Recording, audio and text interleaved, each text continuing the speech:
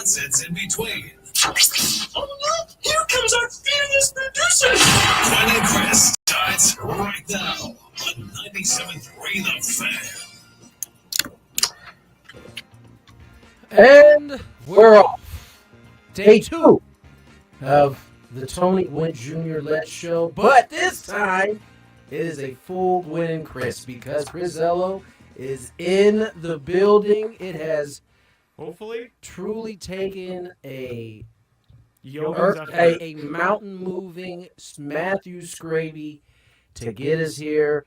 Through frustration and anger, we have Chrisello here. And Chris, I am so happy that you have been able to grace us with your spirit today. Your spirits. You might be right about that, Tony. I think I'm hearing spirit. I'm not much hearing body and mind right now. And I can tell, my friend. Let me tell you guys who are listening right now, the amount of work it took to get to this point.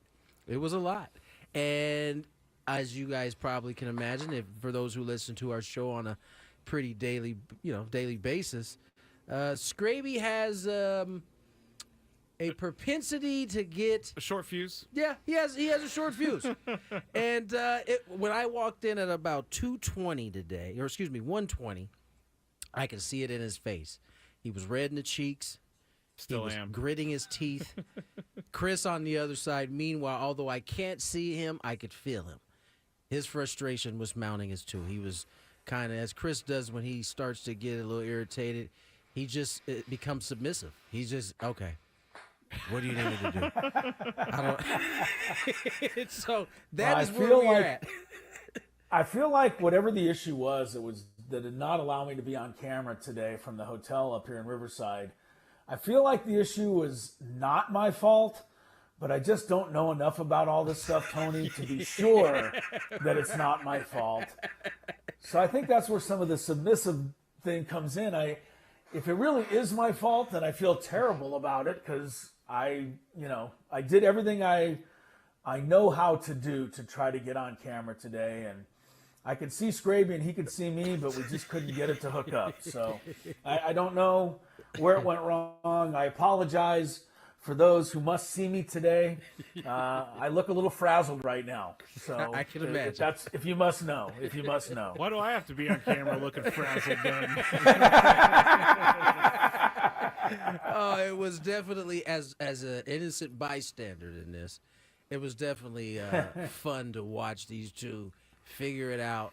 And this is behind the scenes. This is how we've come a long way with this group, because I don't know that at the beginning this would have ever come to this point where Chris is on the show and Skraby is actually within his mind. I had to learn after I stopped drinking that I cannot be such a jerk to people who can't figure things out. And I'm not great at it. And it's been a constant... It's a struggle for you. It's a struggle. But today... I was just telling Tony before the show, I have grown in this way. I know when it's time to be a jerk, and I know when it's time to just get down to business, don't say anything, just do the job and figure it out. Yeah. And today I did the job, figured it out. We're on the air. It's all good. There it is. Jesse Agler will be a guest in this show. A great article by Evan Drellich of The Athletic, really kind of highlighting where the landscape of baseball is from a television standpoint. A lot of different conversations happen. We'll dive into that in the 3 o'clock hour. Kyle Glaser, Baseball America, will be able to break down some of the Padres prospects that have been written about here in recent days as the Padres added a few guys to their 40-man rosters. We'll have at least one judge today in a wig. Skraby's I'm a judge here. too. Skraby's going to be an alternate judge. I'm going to wear a wig for the first time. He's coming in with his wig. Are you going to wear the little cape doily? thing? The doily? I got made fun of for wearing the doily last week, so I probably will. We'll have a little sports court, Big Five, Chris versus the fans, all of that. Chris, let's start with college football. The college football rankings came out last night. Skraby and I kind of grazed over it. But, kind of going through it today, it made me kind of realize that, at least for the time being, I think this playoff thing is going pretty well. When you look at the mix of teams that are in there, I think everybody thought initially this was going to be a SEC Big 12 or Big 10 type of deal. As it's turned out, there's a nice mix of different teams, including Boise State, who has now slid into one of the bye spots that is available at the number 4 spot. This is unbelievable to me. It's absolutely one of the most unbelievable things I think I've seen in sports, since the Chicago Bear guy taunted the fans in Washington, D.C. and then tipped the pass into the hands of the guy for the touchdown. I mean, this is incredible. Are you telling me, are the people who put the playoff committee that have put this setup together, are they telling me that if for some reason this were one of the magic San Diego State years where we beat Washington State, where we beat Cal earlier in the season, where we beat Boise State, where we were sitting in first place in the Mountain West Conference right now, and that did happen several times in the last decade or two, are they telling me that right now San Diego State could be not only in the college football playoff, but be getting a bye in the first round? That's exactly what they're telling you. Right. It is mind-boggling to me, Tony. I love it. This is exactly what I hoped would happen. But I must tell you, and I must tell everybody else out there, this is not going to last for very long. It's not going to last for very long. They are not ever going to sit by in a system that allows somebody from a group of 5 conference to get a bye where teams like Alabama and Georgia and Ohio State are fighting it out.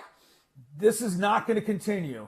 So maybe this year Boise State will get a bye, but I will bet you anything that they will change the way this works next year. Yeah, I have a sneaky suspicion that you are absolutely right. If it is to stay like this, look, Boise State is not a guarantee. They could somehow lose to UNLV in a conference championship, and it's a moot point. But if things stay the way they are right now, it would be pretty remarkable. And I have no doubt that there will instantly be from the last whistle of this playoff season, I have no doubt within minutes there will be a story written about a conversation being had about how that can't happen again, especially if Boise State doesn't have a good showing in this next playoff run, should they get there. The thing that's most interesting to me, Chris, is kind of deciphering how the committee is putting this together. It's clear that your record matters. It's clear that it matters who you beat. It's clear that it matters who you lost to and how much. And I say that because you go back to week, I think it was 1, Boise State has that close loss to Oregon. And Oregon right now sits as the number 1 team atop the entire playoff. And for Boise State to get as high of a ranking, I think it tells you that the committee looks at, as they keep calling it, the eye test, as most people are calling it the eye test, and that loss, although it is a loss, matters in terms of Boise State and where they're seated right now. No, there's no question about it. Boise State lost to Oregon not only by 3 points, Tony, but it was a last play of the game field goal. Yeah. So this was tied up until the final play. There's a couple of things I would say. If you ask any of the Paul Feinbaums in the world, Yeah, exactly. and there are a lot of them, they will tell you flat out, without question, that if Boise State gets in as the number 4 with a bye, and somebody like Tennessee doesn't even make the field, they will tell you that Tennessee would kill Boise State in a head-to-head matchup and that the whole thing is a travesty. Yes, they would. But here is how I would argue against that. To all of the Tennessee fans and the Alabama fans and the Georgia fans, this is what you get for scheduling a non-conference game against Menlo College or against Directional State. Citadel or against East Tennessee A&M. this is what you get. If you would schedule a reasonable non-conference schedule and beat solid teams, I don't think you'd be sitting in this position. Fair point. And the reason that Boise State is in this position is because they had Oregon in a year where Oregon just happens to be the number one team. Yep. If Oregon was number 7 right now, I don't think Boise State would be getting a bye. But they're not. They're number 1, and Boise State played them to the end. Yeah, I think the other thing to keep in mind is, and it's not just the Boise State sign that I think makes this thing fun. Just below that is Army. They're 19. They move up 5 spots. Remember, it's you get in of the 5 conferences, you get in, right? You got the Big 4 and then the Power 5 guys that the rest of the conferences have a chance. The highest rank. You got Right. Army and you got Tulane, both of which can conceivably win their conferences with a Boise loss and find themselves in the playoffs. Now, they can't – I don't think they can move up high enough to get to a bye spot, but they certainly can get in. And in what world would you have imagined having a conversation that Army or a Tulane team could be involved in this 12-team playoffs? I think this makes it a lot more like basketball, where, you're getting some of the teams that, mid-majors, if you will, that get in, that are talented teams, and it just makes it fun, right? Anybody can win on any given day. Now, football's a little bit different than basketball. Those matchups typically, if you're favored, the team that has the better team typically wins those matchups. However, I think we are getting to a place in college football with the transfer portal. This is one of the highlights of the transfer portal, is that a lot of these schools can still get kids and be competing, whether it's because a kid's looking for a chance to play it elsewhere or it didn't work out in one of the bigger schools that he's at. Some of these schools, the talent is a lot more spread out than I think it's ever been, and that opens the door for big upsets, which ultimately is what you want to see in tournament play. I would say that everything you just said, Tony, is going to be the opening 3 paragraphs of Paul Feinbaum's article when he says and writes after this season that this did not work. Yeah. But I couldn't agree with you more. I could not agree with you more. This is exciting. This is what it should be. There should be a chance for the little guy. But I guarantee you that the big guys do not want a chance for the little guy. I wouldn't be surprised if SEC and Big Ten get together and tell the college football playoff committee, you guys take a hike. We're going to have our own tournament. They're already we got having the best that conversation, if I'm not mistaken. I know. Big Ten, They're going to get rid of the college football playoff if somebody, I'm telling you, Tennessee or Alabama or Georgia is not going to make it. And whichever one of those teams does not make it in favor of Boise State or Army or whoever is going to go crazy. And so are a lot of people who are behind those, SEC mammoth programs. Yeah. To me, it's always a good sign when one of the big powers in football is complaining about right. That means we're doing something right, Tony. Kirby Smart is certainly not happy with the playoff committee. I think that's a good thing. All right, we're off and rolling today. We got a lot to get to. Cy Young Awards will be handed out today. I told you about the kind of Major League Baseball story kind of circulating in terms of television. We'll get to that a little bit later. The Lakers, West Side Connect. The Lakers get a big victory last night, and the Rookie Connect had 9 3-pointers. We'll get into that a little bit later. A lot to get to, but we should have some fun today. A little daily gambit, see how the bets went. Chris seems to be coming in nice and clear on time. Skraby, you did a good job, man. Thanks. Let's get to break. More Gwynn and Chris on the other side. In the dynamic world of programmatic ad buying, Viant is your ultimate CTV partner. Target with precision. Buy with confidence. Viant empowers you with AI-driven technology that reaches your audience where they engage most, ensuring your message hits home. And the campaign results? Transparent, thanks to Viant's advanced measurement suite. For media buyers who demand the best, Viant delivers. Viant, elevate your CTV campaign performance. Skinny Crisello here for my friends at SD Fat Loss. And I know what you're probably thinking as we head into the holidays. Might as well go ahead and wait until the New Year's to do something really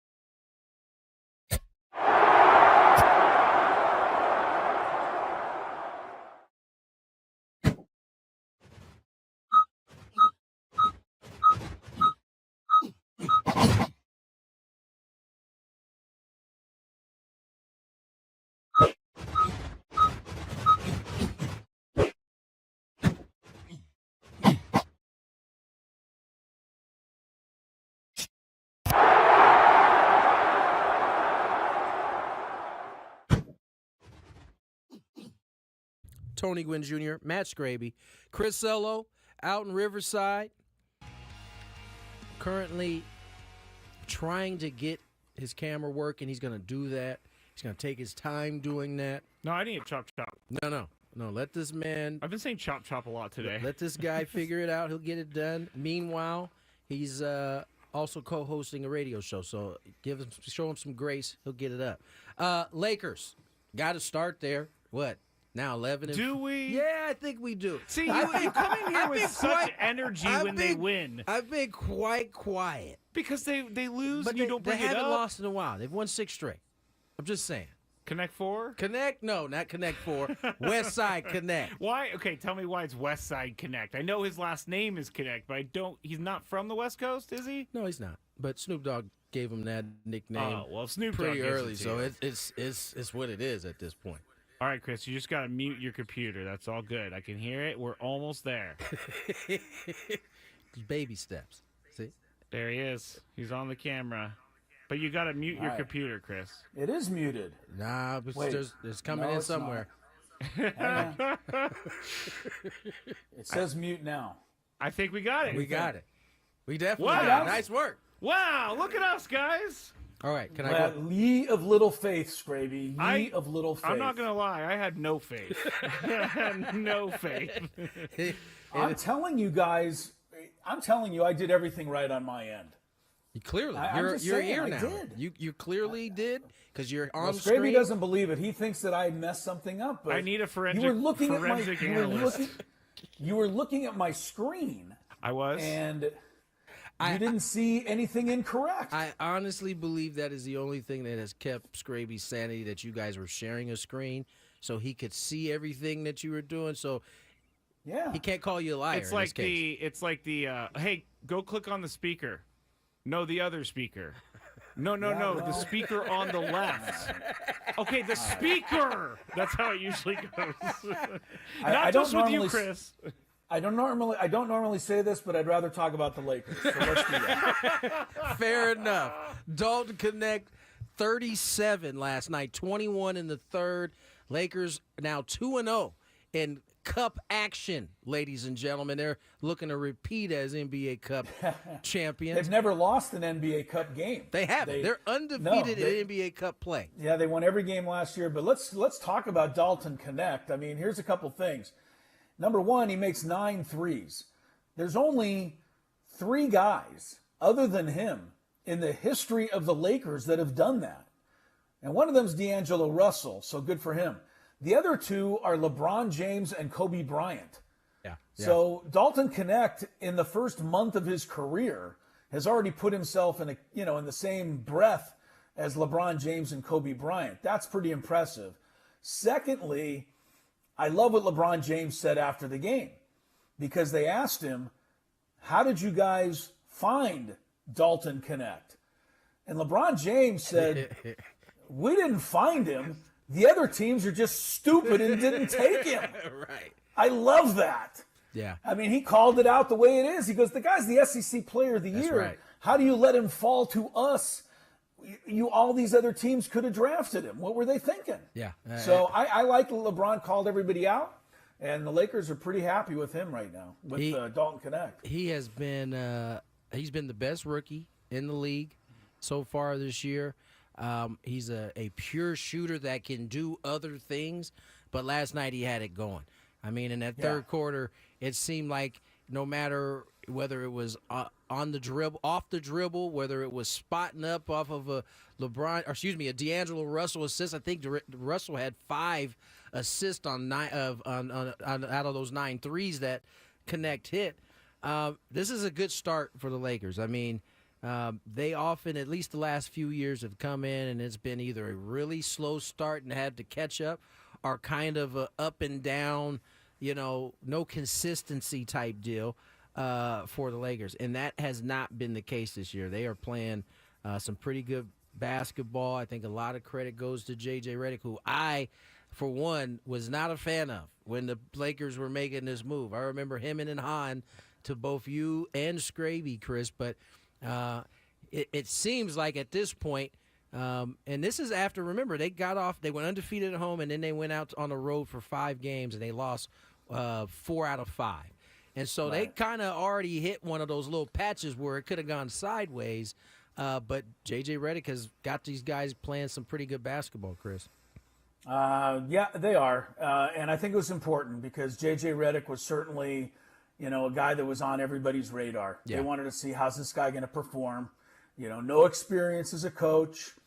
Didn't exactly kill it at his introductory press conference, unless you think swearing up and down the row is a good thing. But, people. So I think people were ready to criticize J.J. Redick. For sure. And, he's not giving them anything to criticize. I will say this, Tony. I'm not trying to put a fly in the ointment, but they've had a bit of a softer schedule. I mean, Utah is not one of the top clubs. They played Toronto twice. It hasn't been – they haven't seen any Bostons or even Milwaukee's or, I think they saw Golden State and they beat them. But, it's a good start. I mean, you can't put it any other way. And, I wish the Chicago Bulls were, smart enough to draft somebody that could play in the NBA, because I know the guy they picked number 7, I think his name is Buzelis. Is that the Frenchman? He barely plays a minute or two a game. I mean, this is what's the number 1 pick doing for the Atlanta Hawks? I haven't heard his name mentioned all year. No. And here are the Lakers picking in the 20s. They're getting a guy that's contributing right away. Let's hear from LeBron James on Dalton Connect. They didn't find DK. The other 16 teams it up. I love it. And then he has this I little told look on you his that's face. what he said. He has this little smirk on his face like, am I wrong? Like am I you- wrong? Yeah, I that's think what I told you. Chris said it right. You don't find an SEC player of the year. A bunch of teams, as he said, just clearly thought that there were better prospects out there. And so far, it's early season, Dalton Connect has proven them to be incorrect at this point. Lakers will be back in action, I believe, Friday for Cup more game? NBA Cup. It's Tuesday or Friday. I know that. Tuesday and I know Friday. that. Those are the 2 days. Locked in. That used to be like Full House and Urkel. I also know that Cleveland will not go undefeated this year. That's right. Thanks to Jason Tatum and Jaylen Brown And the I mean, three-point these guys, bombs that they were launching yesterday. They were 20 for 33 at one point in the game. Yeah. That's like 65% on threes. And Cleveland still almost won the game, but at the very end, Tony, I mean, it's what the NBA's become now. You give the ball to Jaylen Brown, the other 4 guys go to the other side of the floor, and you can't stop him one-on-one, even one-on-2. Yeah. And, Boston gets the win. Donovan Mitchell was doing the same thing at the other end, but he couldn't catch, Cleveland was behind. He couldn't rally him. Yeah, it was a good finish. I mean, Cleveland got down pretty big in that game, but they marched all the way back, got in that game. But I think the Celtics finished up 21 of 40 from the three-point line, that's which is silly. still over 50%, which is remarkable. But it also shows you how good the Cavs are. Cavs are for real. I mean, that Celtics team, although, albeit without Porzingis, they're missing their big man, still the top, I think one of the top teams, if not the top team in the league. The Cavs showing that they can hang with them at the very least. All right, let's step away. When we come back, Eli Manning, a little potpourri of news. Eli Manning, one of the 25 semifinalists for the Hall of Fame. Deion Sanders says he's got a kickstand down in Colorado. We'll get to it on the other side. More Gwynn and Chris. You better explain that. Gwynn and Chris on the. Oh, yeah, I guess we better explain that kickstand.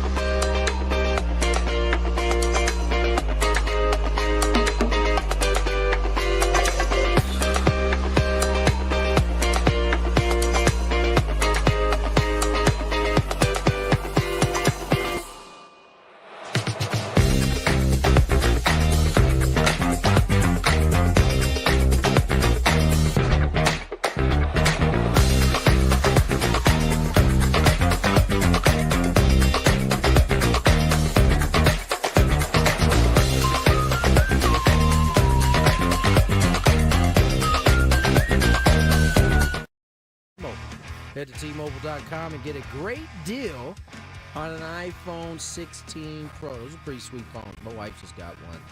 Quite jealous. Don't roll your eyes at Apple products, Skraby. I did. That was I just rude. did. Very rude of you. That's that commercial has bothered me so much. What commercial? The guy who's a bumbling idiot who works in the office and he can't write, and then he taps the AI thing and it writes an email for him so that the boss thinks he's smart. It's just going to continue to have people fail up. It's just the way of the world these days, man. Just the way of the AI world. is taking over in some shape or form in your lives, in our lives. Some of us don't even know it. I'm not ready for it. I'm not either. Mr. Ello, how do you feel the writers will do today? I was kind of happy today because I know that today the Baseball Writers of America cannot break our hearts. No, they cannot. They've done it 2 days in a row. Although I must say I didn't expect that Mike Shildt was going to win. I still think he very well could have won. Yeah. And it's funny because Mike Shildt was a whole lot closer in the balloting Yes, he than was. Jackson Merrill was Yes, the he day was. before. Again, it's nice to be honored. I don't know that anybody gets into the business to win those awards. You get into the business to win a ring. And that's what Mike Shildt wants. That's what Jackson Merrill wants. That's what the Padres want. But, it's 2 days later and I'm still, not exactly overjoyed that Paul Skeens got 23 votes and Jackson Merrill only got 7. It is just really hard for me to come to grips with that. I gotta believe that the people who vote in the baseball writers really take it seriously, really, if you have to stay awake or if you have to watch a replay of a game, but how did you not notice what Jackson Merrill was doing, even if you were on the East Coast? And we detailed the fact that he only got one East Coast vote, so Paul Skeens, again, he was great eye candy. He had a remarkable year, but it wasn't as good. So I just don't see how 23 out of 30 people didn't see it that way. Yeah. I mean, I have asked myself, are we the ones that are tripping when it comes to this? Are we the ones that are seeing this wrong? Because as you mentioned, there was only one East Coast vote that he got, but there were at least, 4 on the West Coast that didn't vote for him? The Colorado Rocky writers didn't vote for him. Neither did the Arizona writers. Right. And so, from that standpoint alone, even folks on the West Coast saw something that we didn't see, apparently. Nonetheless, Jackson posted a nice little video montage today using some Kendrick Lamar music. It was quite cool. I reposted it on my it on my story. It was just it was almost just like a thank you to everybody who was standing up for him at this point. And he's as I think, as you guys perfectly put, the least bothered person by this is probably Jackson. I gotta imagine though that somewhere deep down inside he's thinking like us, like what did they see in him that they didn't see in me? I also know, knowing Jackson, that this is probably just fuel. And this is good. Fuel. This might be the best thing that ever happened to San Diego fans. The Pirates played himself too. The fact that he finished second in this Rookie of the Year, it might have unlocked a beast that we didn't know was coming. So we'll see on that. Hey, Skraby, I have a question for you though, because I know you're going to be looking at this today. Uh-oh. Will Livy Dunn be sitting next to her man today while they wait for the Cy Young to be announced? Don't be a hater, because we know that he's probably not going to win today. I wouldn't be surprised. surprised. Is she going to be there with him today or not? Of course. Why wouldn't she? She can't miss out on that TV time, everybody. Stop it. No, because MLB, and again, did you notice that everybody have you ever else thought that Mr. Skeens wants her right next to him during these? Yeah, it never crossed your mind at all? It does. It has. I've talked with my friends about it, and the answer is, I think she forces herself in there. You're ridiculous. Because, in all honesty, he was the only one looking like the most interesting man in the world. Jackson Churio was in someone's garage Jackson Merrill was in the Leave dugout. Jackson alone. That Jackson alone. Yeah, no, Jackson was at Petco. Our Jackson was at Petco. Jackson Merrill was at Petco. Paul Skeens is the only one with a significant other in the most beautiful cabin in Paul the world. Skeens actually looked like he didn't really care what happened at that point. He was just happy to be by the fireplace. He was warm and toasty. The fact that he got the award was just the icing on the cake. That fake beard didn't melt off from the fire. You say that you like this guy and you just don't like the way he's treated, but you truly don't like the guy. It certainly feels like that. I'm It's just saying. easy. It's just easy for me to pile on. But I think she will be there tonight, Chris. And I wouldn't be surprised if he won the award. I would be very surprised if he I'd be won the pretty award. shocked this time. Do you know that Livy Dunn did an interview for the MLB social media? Just her. Just her. Well, is Did there- anybody is- else's wife do an is interview there or a problem? girlfriend? Is there a problem with that, Skraby? For the sake of the argument and my sanity, for the no. sake of There the is no argument. problem with that. All Who right, are you a bigger fan of these days, Skraby? Oh, no. Taylor Swift or Livy Dunn? Wow. You have to go. You have to spend a half an hour of Starbucks coffee time with one of the two. Who you Ooh. hanging out with? Taylor Swift. And the reason is because she has cooler stories, I bet. Livy Dunn, she's an international she's lived a little more life megastar. than And she's than Livy dated Dunn. a bunch of guys. I would like to know like how what they were like to date, if they're mean, if they're Are nice. you on tea? You ain't even gonna get any like. I have 30 minutes to kill with her. Inspirational kind of thing. I mean, she's like one of the Oh, most I don't richest need people. inspirational She stuff. might have some jewels for you, man. All right, Taylor, can you tell me what your jewels are? All right, well, now will you tell me about John Mayer? Let's move on. How about that? Let's go to the NFL. Chris, it looks like the semifinalists have been named. And the 25 semifinalists, we got a mix of guys who were finalists last year, all of the newcomers this year. One of the newcomers who is going to be, I don't want to say a controversy, it's going to be a topic of discussion. Eli Manning. Doesn't have the big-time, lofty passing numbers that you often see, but he is a winner, and he won multiple times. Chris, how do you see this one kind of shaking out, specifically with Eli Manning? Because there's some other names on there. Antonio Gates is another name that I think we all feel like belongs in that Hall of Fame. I think Aaron Allen's back on there. You got Torrey Holt, Reggie Wayne, Fred Taylor, Rodney Harrison, Eric Allen. Some of the new guys this year, excuse me, Terrell Suggs, Luke Kuechly, Errol Thomas, Adam Vinatieri, the kicker, and then obviously Eli Manning. But let's start with Manning. I mean, this is one that we've been talking about, I think, even before he retired. Like, where does he kind of line up in this conversation? And I think it's probably split. I think half of the people think he should go in. I think half of the people are a little leery of the numbers overall. Well, I think the immediate argument against Eli Manning is that Trent Dilfer is not a Hall of Famer. Yeah. Nick Foles is not a Hall of Famer. Brad Johnson, not a Hall of Famer. But all of them won Super Bowls. Yeah. All right. So, and that's the main thing that's getting Eli Manning in, is his incredible 2-year run in the playoffs.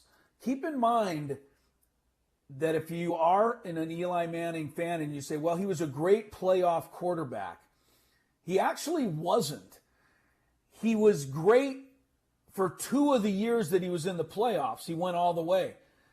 Do you know that he never won another playoff game in any of the other years? I did know that. So Yeah. it was just 2 magical years. But having said that, he did do that. And on the biggest stage, in one of the biggest Super Bowls ever played against the undefeated Patriots, it was Eli Manning who led them down the field, who made one of the plays of the century, shaking off the sack and throwing to the helmet catch for David Tyree. So I think Eli Manning is not only going to get in, I think he deserves to be in. Yeah, I agree. But I know the argument against him, and I already made the argument against him. But I just think for the moments, he's a Hall of Fame quarterback. I don't want to compare him to a kicker, but I think Adam Vinatieri should be in for the same reason. You can talk about kickers and they don't mean this and they don't mean that, but there's only one guy that won back-to-back Super Bowls with a field goal on the last play of the game. Yeah. And there's only one guy that won the tuck rule game, kicking it through the snow, 47 yards. There's never been a better clutch Super Bowl kicker. And I think the best of that category should be in the Hall of Fame. Yeah, no doubt about it. The full selection committee will next reduce the list of candidates to 15 finalists who will be voted on at the annual meeting before the Super Bowl. That will produce the new class. Players must be approved by 80% of the voters to get in, with between 3 and 5 players getting in as modern era candidates. Antonio Gates is the other name that stands out on this list. I don't think there's any question that he should be in, and I think he will get in this time around. What was the argument, Chris, for him not getting in on the first ballot? Was there a good one, or are they holding him accountable for the suspensions he had in his career, do you think?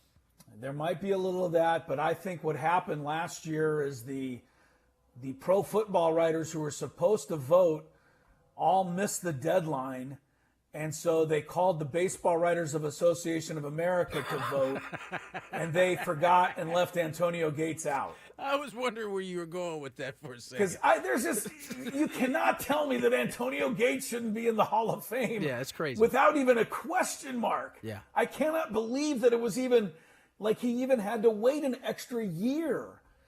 I mean, whatever happened with the controversy, the performance enhancing, correct me if I'm wrong, it happened like in the very last year of his career. You know, he'd already accomplished more than almost any tight end in the history of the game. Right. He was one of the most dominant players for over a decade. And let me add to that, even though this doesn't get into voting, he's one of the nicest people I ever got to deal with in the history of interviewing guys for sports. It was mind-boggling to me that he got left out last year. So I'm hoping that they, get it squared up this year. The other name that I think stands out to me, Terrell Suggs. He's a newcomer on this list. It's a guy who had a ton of sacks over the course of his career, an NFL champion, I think, twice. I think he was there for the first one. He was definitely there when he was played there 49ers. to beat the 49ers. It might have been a little bit after 2000, though, when they won that one. But nonetheless, pretty good class of characters. That's not even to mention guys like Reggie Wayne in this, Vince Wilfork. I mentioned Rodney Harrison. A lot of quality players on that list.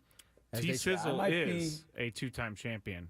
2 times, so he was there for the he first played one. from. I didn't realize he played 16 seasons from 2003 to 2019. It's a long time. Yeah, that's enough reason to put you in the Hall of Fame right there. I think Jared Allen's a guy that's going to have a big impact in this vote.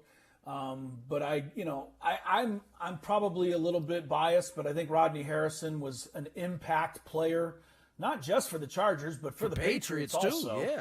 Yeah. Rodney Harrison to me was a Hall of Fame type player who changed games. He certainly changed a lot of receiving routes. I guarantee you, people didn't run across the middle too comfortably when he was playing. But almost every guy that's on this list can probably make some case for the Hall of Fame. That's why they're on this list. So, they have to separate it out and try to determine who deserves it the most. But, Antonio Gates is a must for me, or I'm going to be as crazed as I was on Tuesday with Jackson Merrill. All right, lastly, let's pay this off. I mentioned Deion Sanders setting down a kickstand in Colorado. Yeah, what did you mean by that, Tony? What I meant was he's happy where he is. A lot of the conversation here. Oh, so he's parking his bike. He's parking his bike. We can go with a bike. He's parking or his that motorcycle, car, motorcycle, whatever. He's missing. He's not pulling. I'm not going to say what I was going to say. It was too lewd. Self-edit. It was too lewd. He's missing a couple toes, so I don't know that he can really kickstand anywhere. Let's be nice to him. Nonetheless, the point was Yes. After a lot of conversation about him heading to the NFL, he seems to be content and happy where he is in Colorado. I personally think that's a great place for him. Only other place I can see him really going is his alma mater, which is Florida State.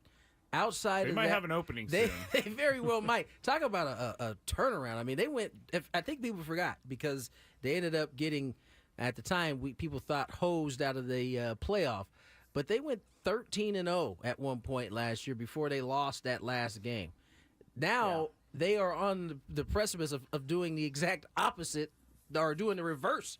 It seems like this team has really struggled, and it's really the only other place I could see him going. But I don't know if I want to go to Florida State at this point. He's got a pretty good setup right there in Colorado, Big 12. I don't know that it's a better conference than the ACC right now. I've never heard a college football coach in my life put down their kickstand and then go somewhere else in like 3 months. I've never heard it before, so I will wait and see. I hate to agree with Skraby, but Tony, I still am not 100% buying Dion, because if Jerry Jones comes with a private helicopter and Shedeur Sanders, let's say he gets drafted to groom Dak Prescott or learn behind Dak Prescott, I think that pull would be very strong for Dion to maybe still go to the NFL. I'm not closing the door. I heard a very interesting argument on that today, because right now Shedeur Sanders is the number 1 rated quarterback, and very well could be the number 1 pick in the draft. However, I heard a very interesting take on the dynamic that would be in a locker room, having head coach and the quarterback as father-son. The type of maybe unintended consequences that happen when guys can't feel like they can talk freely in that locker room, because Right. Yeah. it could present something different than I think that's ever been presented in sports that I can remember. So we'll talk about it a little bit later. We'll get to the 3 o'clock side here. Go ahead. I got Roki Sasaki news, everybody. Uh-oh. He didn't choose a team or anything like that, but it's news nonetheless. It's good for us. It's good for us. I told you this was going to happen yesterday. You did. By the You way. did. You did. Morgan and Chris on the other side.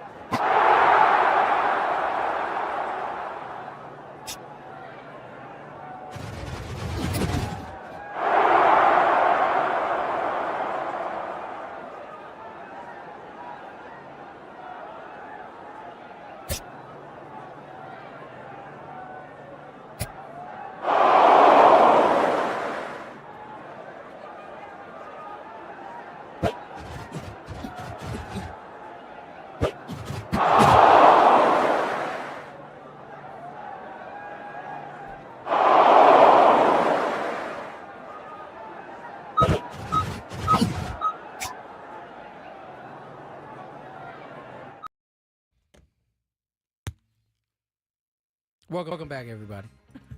3 o'clock on the dial. Tony Gwynn Jr., Chris Ello out as he gets set for the Aztecs taking on California Baptist. Good job. Good job. We've been really nice to We them have because CBU, if you will. it's really much easier to call them Cal Baptist. It That's is. not their name. They don't want that, though. No. We're trying to be respectful. Yes. So Chris is off. It's just me and Skraby the rest of the way. Now, we mentioned LeBron a little bit earlier as we talked a little West Side Connect, a.k.a. Dalton Connect, Yes. and his 9 threes. LeBron's apparently taking a breather from social media.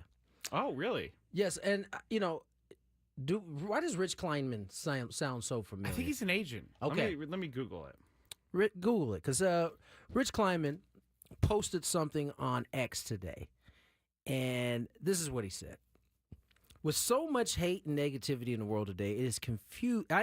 He's an agent, yeah. He's an agent. He's an agent of Kevin Durant. It confuses me why some of national sports media still think the best way to cover sports is through negative takes. We can all acknowledge that sports is the last part of society that is universally brings people together. So why can't the coverage do the same? It's only clickbait when you say it. When the platform is so big, you can make the change and allow us all an escape from real-life negativity. I, for one, find it all a waste of breath.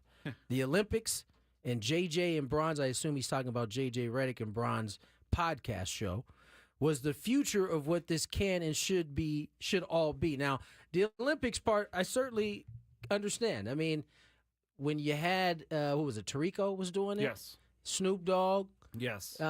It was a positive kind of vibe. There weren't no really takes. It wasn't a bunch of talking heads on there. And then oftentimes when we listen to JJ Redick and Bronze podcast, it was really about X's and O's and how they saw the game. They really weren't talking negatively about anybody in those. And so the question I asked you, Scrape, is do you think this is the way that we should be headed? Because right now it is I think we can all agree it's oversaturated with a bunch of hot takes. Yes.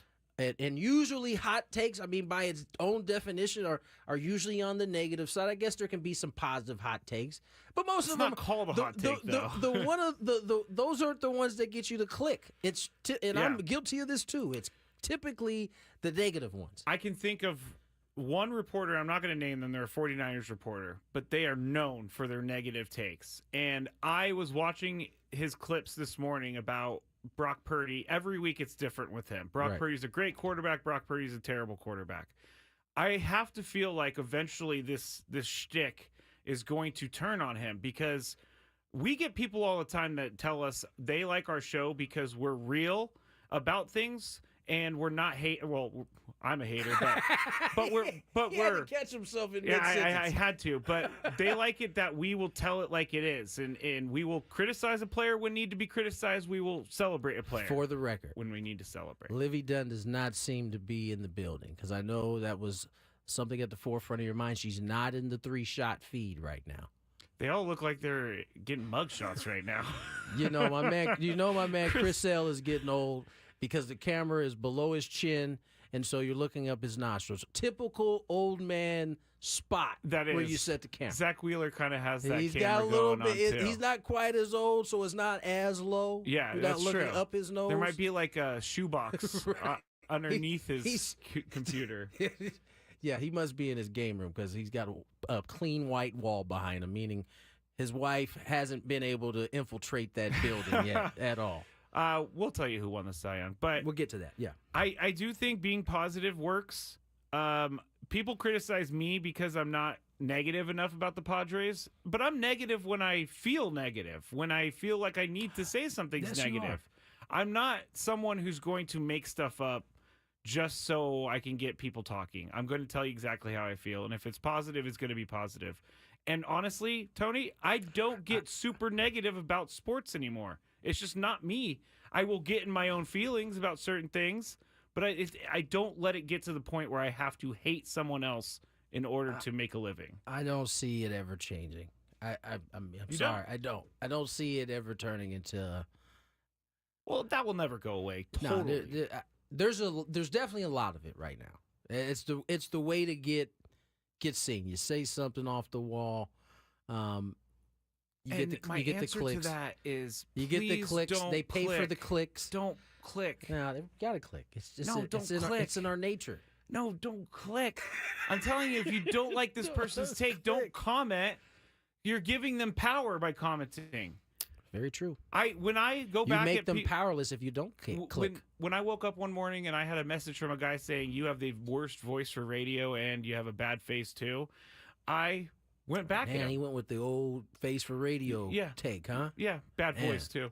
But I went back at him, and then you know what I felt later? Because he just sent me laughing emojis, and I'm like, won. Exactly. He won. Soon as you saw the laughing emoji, he won. And it stayed with me for about a week because I hate losing those battles. You gave him the upper hand. And that was the mistake. Yeah. So if you don't like someone out there, don't interact, and it will help push them out of your algorithm. Speaking of that, I know this is completely off subject. Did you see the new little feature that IG has? No. Where you can basically reset your whole shebang bang. Shebang bang. What is the feed? The feed, yeah. Like you know how you can reset the algorithm. Reset the algorithm. Oh, how about that? That's kind of cool because you get stuck in some weird algorithms. You click on a sundress one day, and all of a sudden you're getting sundresses. Okay. I'm tired of looking at the sundresses. I got a bunch of sunglasses. Why are you clicking on sundresses, dude? You don't wear dresses? At the time, no, I don't. But at the time, I was dating someone, and I was like, I wonder if how much these things cost. And then I looked. So now I get a bunch of sundresses. These things cost, huh? You know what Hinge did that I thought was really cool, which Hinge is a dating app, is they did something similar where you could reset your who you've interacted with. So if you've interacted with someone 3 years ago, they can be back in your feed if they're still on the app. So. It's a great transition. I think we should go ahead and get to some Daily Gambit. Oh. Do you like money? I think about money a lot. Do you like money without doing anything? Winning.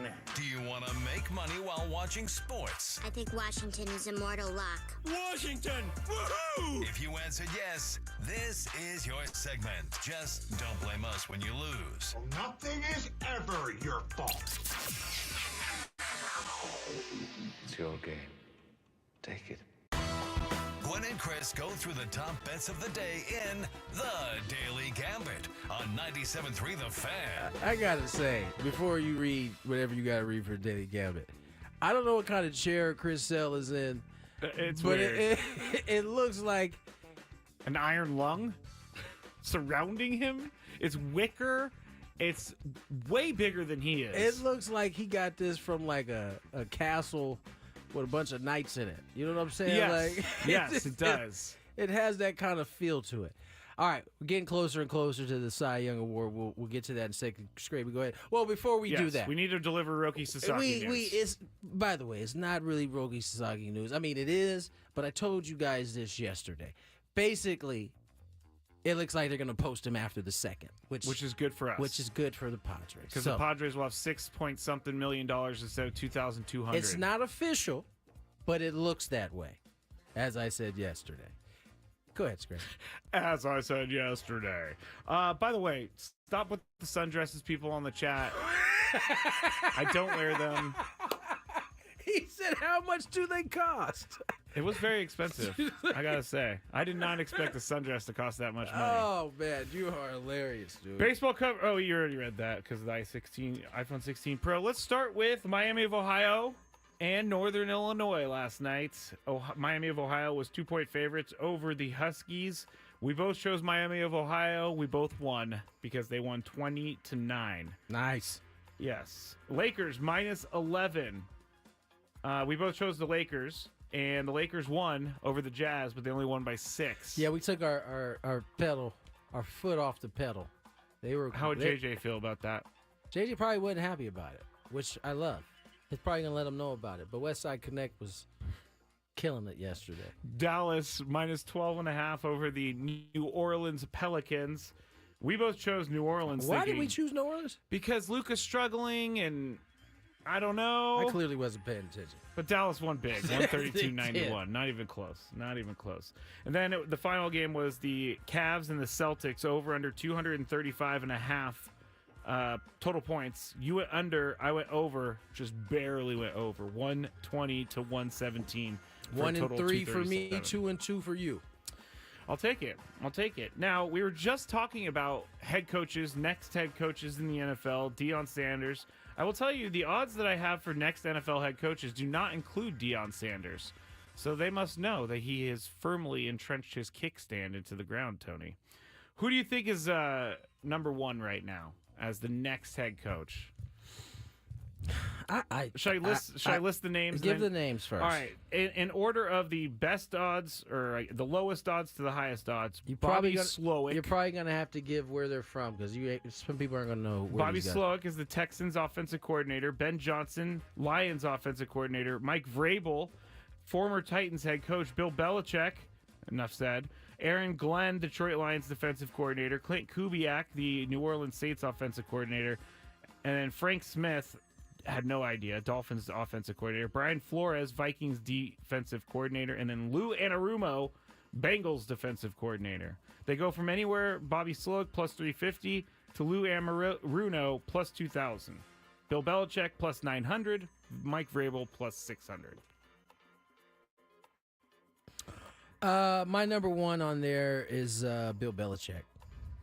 2 would be Mike Vrabel. Vrabel. God. After that, I don't know. I think I'm going to go with Aaron Glenn, maybe? Detroit? Yeah. I think Ben Johnson. If he wants the job, he's going to get a job. Didn't he turn down one before? Like did. the coach job, wasn't it? It was an interview, but he said he withdrew his name from the position. May have even been the Chargers because he wanted to stay one more year with the Lions. I'm going to say Ben Johnson is one of the next head coaches in the NFL. I don't know how this bet won't pay off for quite a while, I'm assuming. Yeah, we'll forget all about this, and I recorded it anyway for no reason at all. All right, next bet: the Hawks, Adam Klug's team, against my team, the Warriors. Warriors are 10-3, which is surprising to me. Yeah, Warriors are favored in this game, Tony, by 7.5 points. Yeah, I'll take the Warriors. Are the Hawks doing the Hawks thing where they're just score a bunch of points and don't play defense, or? No, they don't. To answer your question, no, they don't play defense. Okay, they don't play defense. I'll go with Warriors then, too. And by the way, we never talked about this. Geno Smith did the Steph Curry night-night thing He sure did. after he scored that touchdown. And it built a fire in me again to hate those Seahawks. Unfortunately, it didn't build a fire in your team. Night, Niners. Still bothers me. Night. Last one. Knicks and the Suns tonight in Phoenix. The Knicks are favored by 4.5 points. I'll go first. I will take the Suns at home. Plus 4.5. Tony? I'm sorry. Sleeping? That was the 49ers. You sleeping? Oh, okay. 49ers sleeping. Give me the Knicks.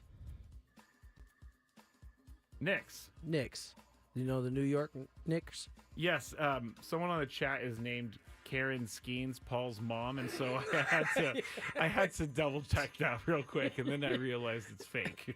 You thought she was coming for you, I was too. just like, whoa, that's kind of weird.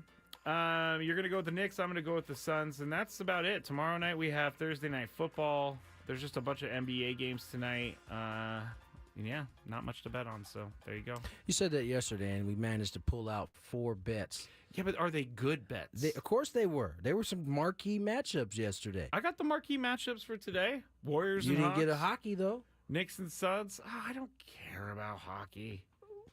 Okay, fine. Skraby, we represent all sports here, man. Here we go. Hold on. I'm going to go NHL odds. Don't show off your like of sports so often. Sometimes you got to kind of hide that a little bit better. I don't think anyone's faulting me for not wanting to bet on hockey, but here we have the Kings in action. There you go. Kings and the Sabres. Ooh. Kings are minus 1.5 on the puck line. Give me the Kings. Give you the Kings. I will take the Kings as well. There we go. We got our hockey bet in, Tony. Boom. All right. Now we can officially go to break. More Gwynn and Chris on the other side. Here's some traffic. From the 97.3 The Fan.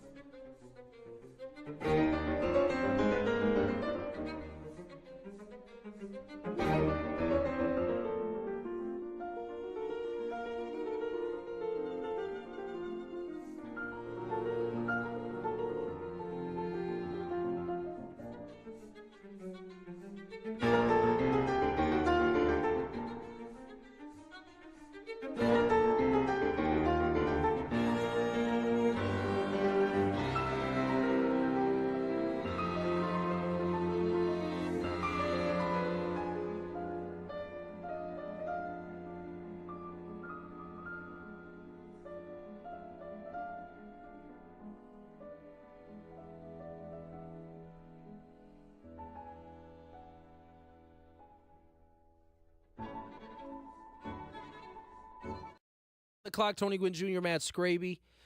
Jesse Agler will join us in the next segment. Talk a little bit about what Major League Baseball's got cooking. And this particular story may be a good segue into that. Just announced, or just, I think, posted on the New York Post, or the New York Post posted, that Around the Horn, the ESPN show that's been a mainstay since, I believe, 2002. Oh, yes, 2002. Will come to an end. Wow. Yeah, it's certainly a show I This is a clapping enjoy. for them. I mean, I got to know quite a few people because of that show, right? Tony Kornheiser, Mike Wilbon. Never knew these two gentlemen before. Wait, that's a different show. That's PTI. Yes, I was like, PTI. what the heck? Tony Reale. Yeah. He's It's the one with the reporters that in the midday where and he that's gives how points. you got to know some of the reporters around before social media, for and sure. you know, now they've kind of faces have changed over the years, obviously, but Kevin Blackenstone is Blackstone there. was on there. What's my Courtney man from Cronin. Denver? What's my man from Denver? Oh, Woody Page. Woody Page. He was a mainstay. Bob Ryan used to be on it all the time. Bob Ryan was a mainstay.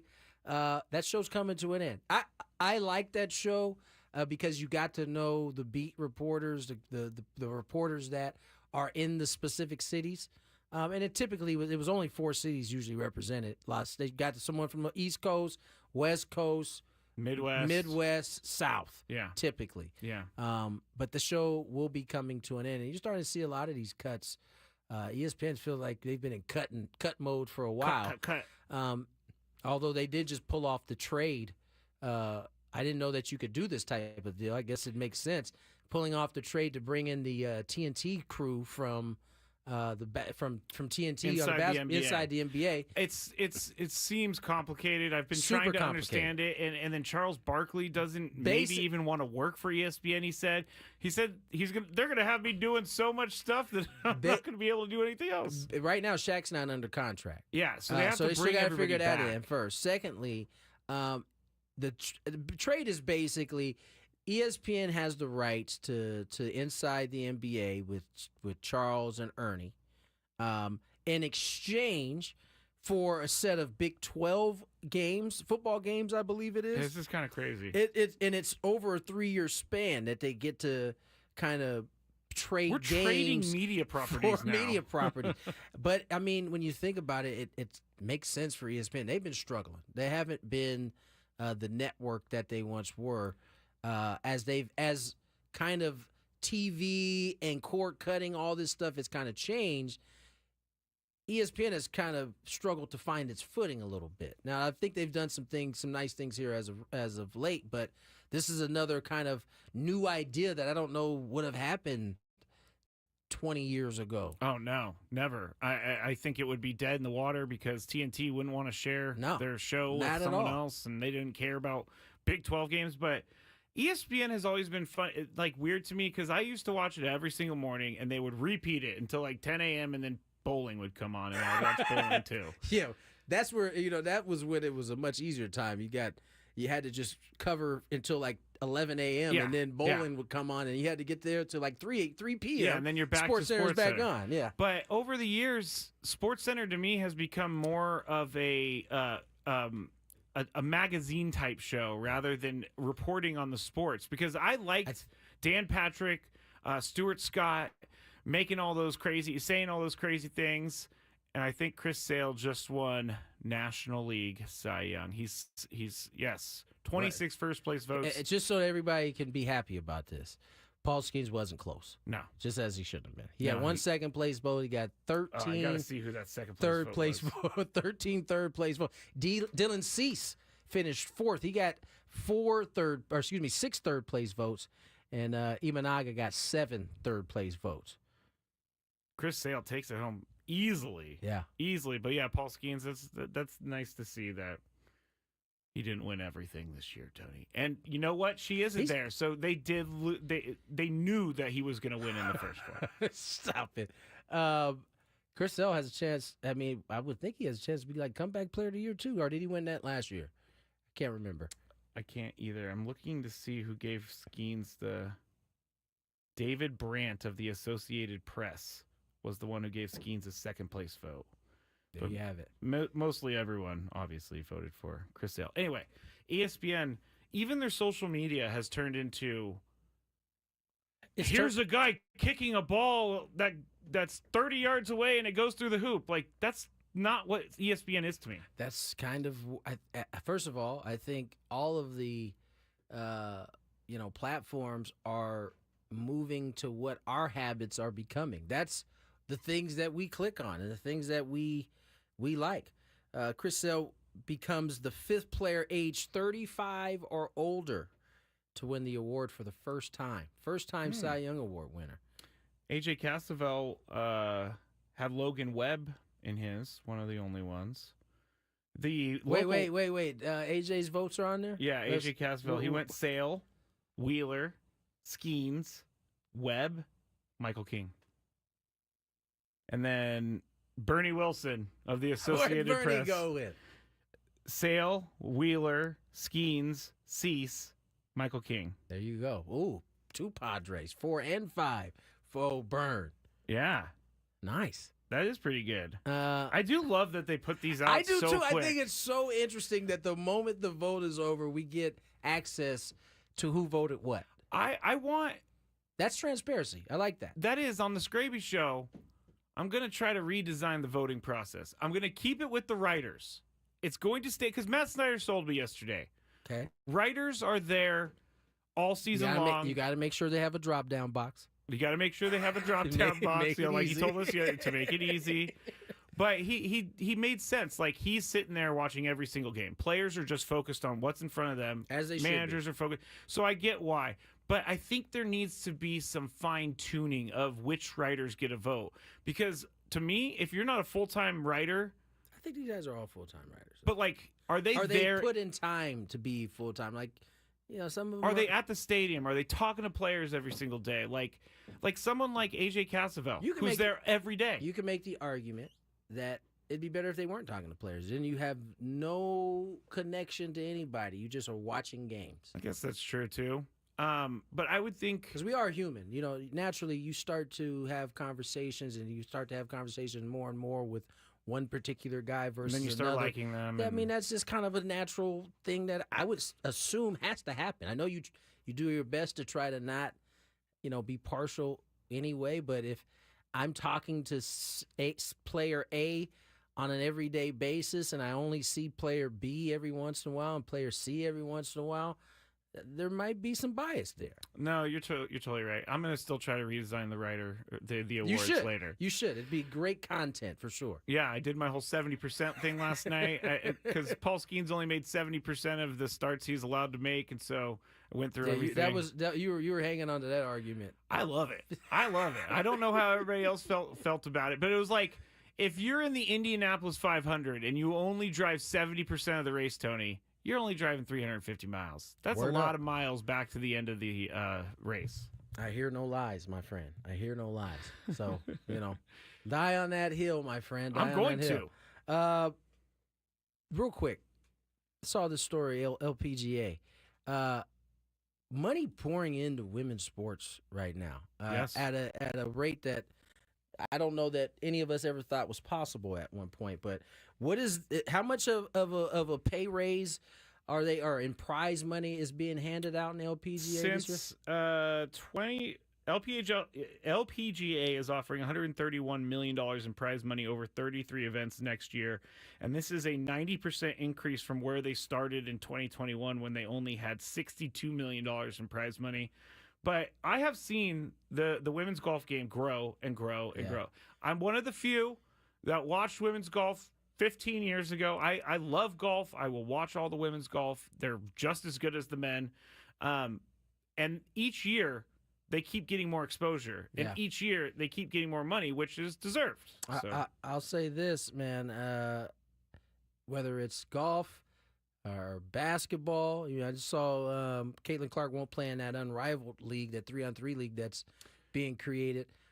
She doesn't want to be a sideshow, I don't think. I don't blame her. Yeah, I don't blame her either. She's just kind of the best. I don't blame her for taking a time off this year. I mean, just think about what she did. She went through the college season. Yeah. It wasn't but like a couple of weeks, it felt like, before she was drafted, and the next her professional career was another circus. Basically, Yeah. she had to be in. So I don't mind it. But my point is, young parents out there, you got a young girl, athletic young girl.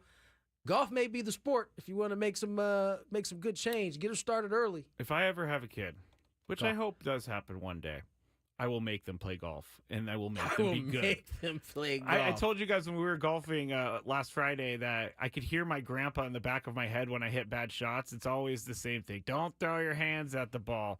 Make sure you pick up your putter when you're going back. It's just I hear that thing. And so maybe I shouldn't because Yeah. maybe I shouldn't force my actually are unborn pretty good, child. though, so maybe it worked out. Maybe it'll work out even better for Skips a generation? It certainly can. Listen, I can tell you, it definitely can skip a generation. You but played Major League Baseball. still, would have been nice to be doing it at the level my pops was. I'm just saying, it skip some time. All right, let's get to break. When we return, the year 2028, what will TV look like from a Major League Baseball standpoint? Myself, Jesse Agler, Matt Skraby, get into it next. More Gwynn and Chris. Ben and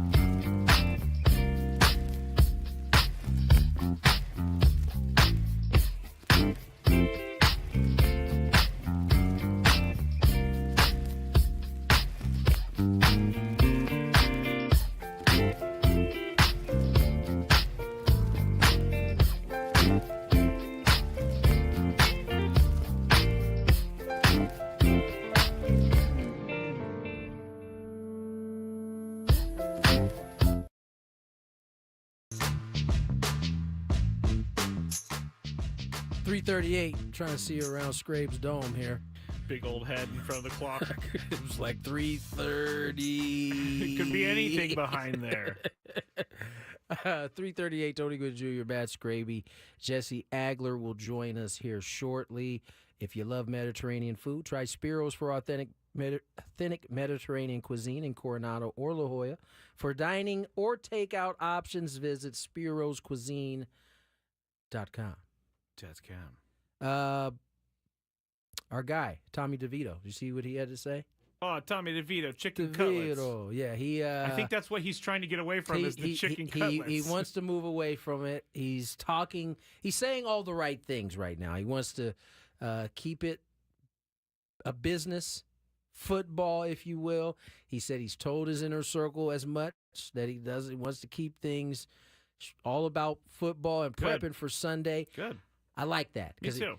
I think it just goes to show you how fame can it could seep into the pores a little bit and change you a little bit. I don't think it was intentional. No, I think he got caught up in a perfect storm. That's my point, is that fame, those type of deals, if you're not prepared for it, you can get swept up in it. You know what I'm saying? Yeah, because he was a hometown guy starting for his hometown team, sleeping at his mom's crib, and then all these people wanted to pay him to go some places, and he's like, I got to take advantage of all these people wanting to pay me, and then things fall through the cracks. You look like you're stiffing people. You start attacking your character, and I think you have to come back and do it for free. Right, and I just think it's a good example of a lesson learned for somebody who hadn't been in that position. I think he's approaching it differently. Hopefully, that will lead to some good football. We need good football. We have a Cooper Rush Tommy DeVito Thanksgiving game to look forward to. So. Well, isn't that swell? We got a Caleb Williams Jared Goff game to look forward to. That's going to be decent. Well, Jared is playing like an MVP. He now. Sure is. You know what I'm saying? Some are saying that Saquon might be he also infringing. He also is playing like an MVP. I can't give the Lions anything. I know you don't want to. They're your daddy right now. That's not true because we beat them last year. It was last year, though. Right? We haven't played this year. We do play the regular season. Y'all might last not get game. the chance to play them. This year, they're just going to cancel the games before the season's over. Do you guys play them in a regular season? Like the second to last week. Yeah, on Monday Night Football. That might actually be an important game. Y'all might need to win it to get into the playoffs. I'm not doubting any of that because they're 5-5 and they stink. So if they beat you at that point, keep you out of the playoffs, do they then become your daddy? Yeah. Okay. Just wanted to make sure. All right, let's check some traffic. And then Agler. From the 97.3 The Fan Traffic Center, here's Kelly Danick. Turning out to be a busy afternoon. Westbound 8, right before West Main Street. There is a collision involving a couple vehicles. It's in the center divide. Also going to find eastbound King Freeway before 28th Street. Accident involving a motorcycle. Got the 2 right lanes blocked. Big problems out on the 94 at Miller Ranch Road. Got a brush fire going on. You're going to find some closures and traffic control in the area, so do keep that in mind if you're heading in that direction. Watch out for some landscaping debris in middle lanes. Westbound 78 before El Camino Real. I'm Kelly Danick with Gwynn and Chris, San Diego's #1 sports station, 97.3 The Fan. MLB currently going over the AL Cy Young candidates. Emmanuel Clase, Seth Lugo, former Pod, and Tariq Skubal are the 3 finalists. We'll have that here shortly. But first, let's get to our interview. None other than my partner, Jesse Agler, enjoying some off time as I am. Jesse, how are you, my friend? I'm good. It's got to be Skubal, right? Like, that one's not going to be all that close. I don't think it should be, but, And, based on all the other votes, it probably will go exactly as we're talking about. Skubal wins. Can I get myself in trouble, like, right off the bat? Yeah, go ahead, please. Why not? So I'm looking at the Merrill one the other day, and, like, the line by line of who voted for whom, right? And, Tony, you and I both, we are very aware of the media landscape in baseball. We read every person who writes every word about this stupid sport. I can't tell you how many of those voters I had never heard of. There we go. You know what's funny is we said the same thing yesterday. The ones I did know disappointed me a little bit, but that's like I read everything written about this stupid sport, everything, all season long. And like, there should not be that many names that were unrecognizable to me. And I'm not trying to like, right. you know what, all over the BBWAA, because I think they've gotten much, much, much better in the last, call it like 8, 9, 10 years than they used to be with this stuff. You know, especially when it comes to the Hall of Fame, they've kind of weeded out some of the silliness. But like, I don't know, man. Like these awards, especially now that they're tied into things like draft picks and all that. Like we gotta be a little bit more serious about, I think, who's doing this.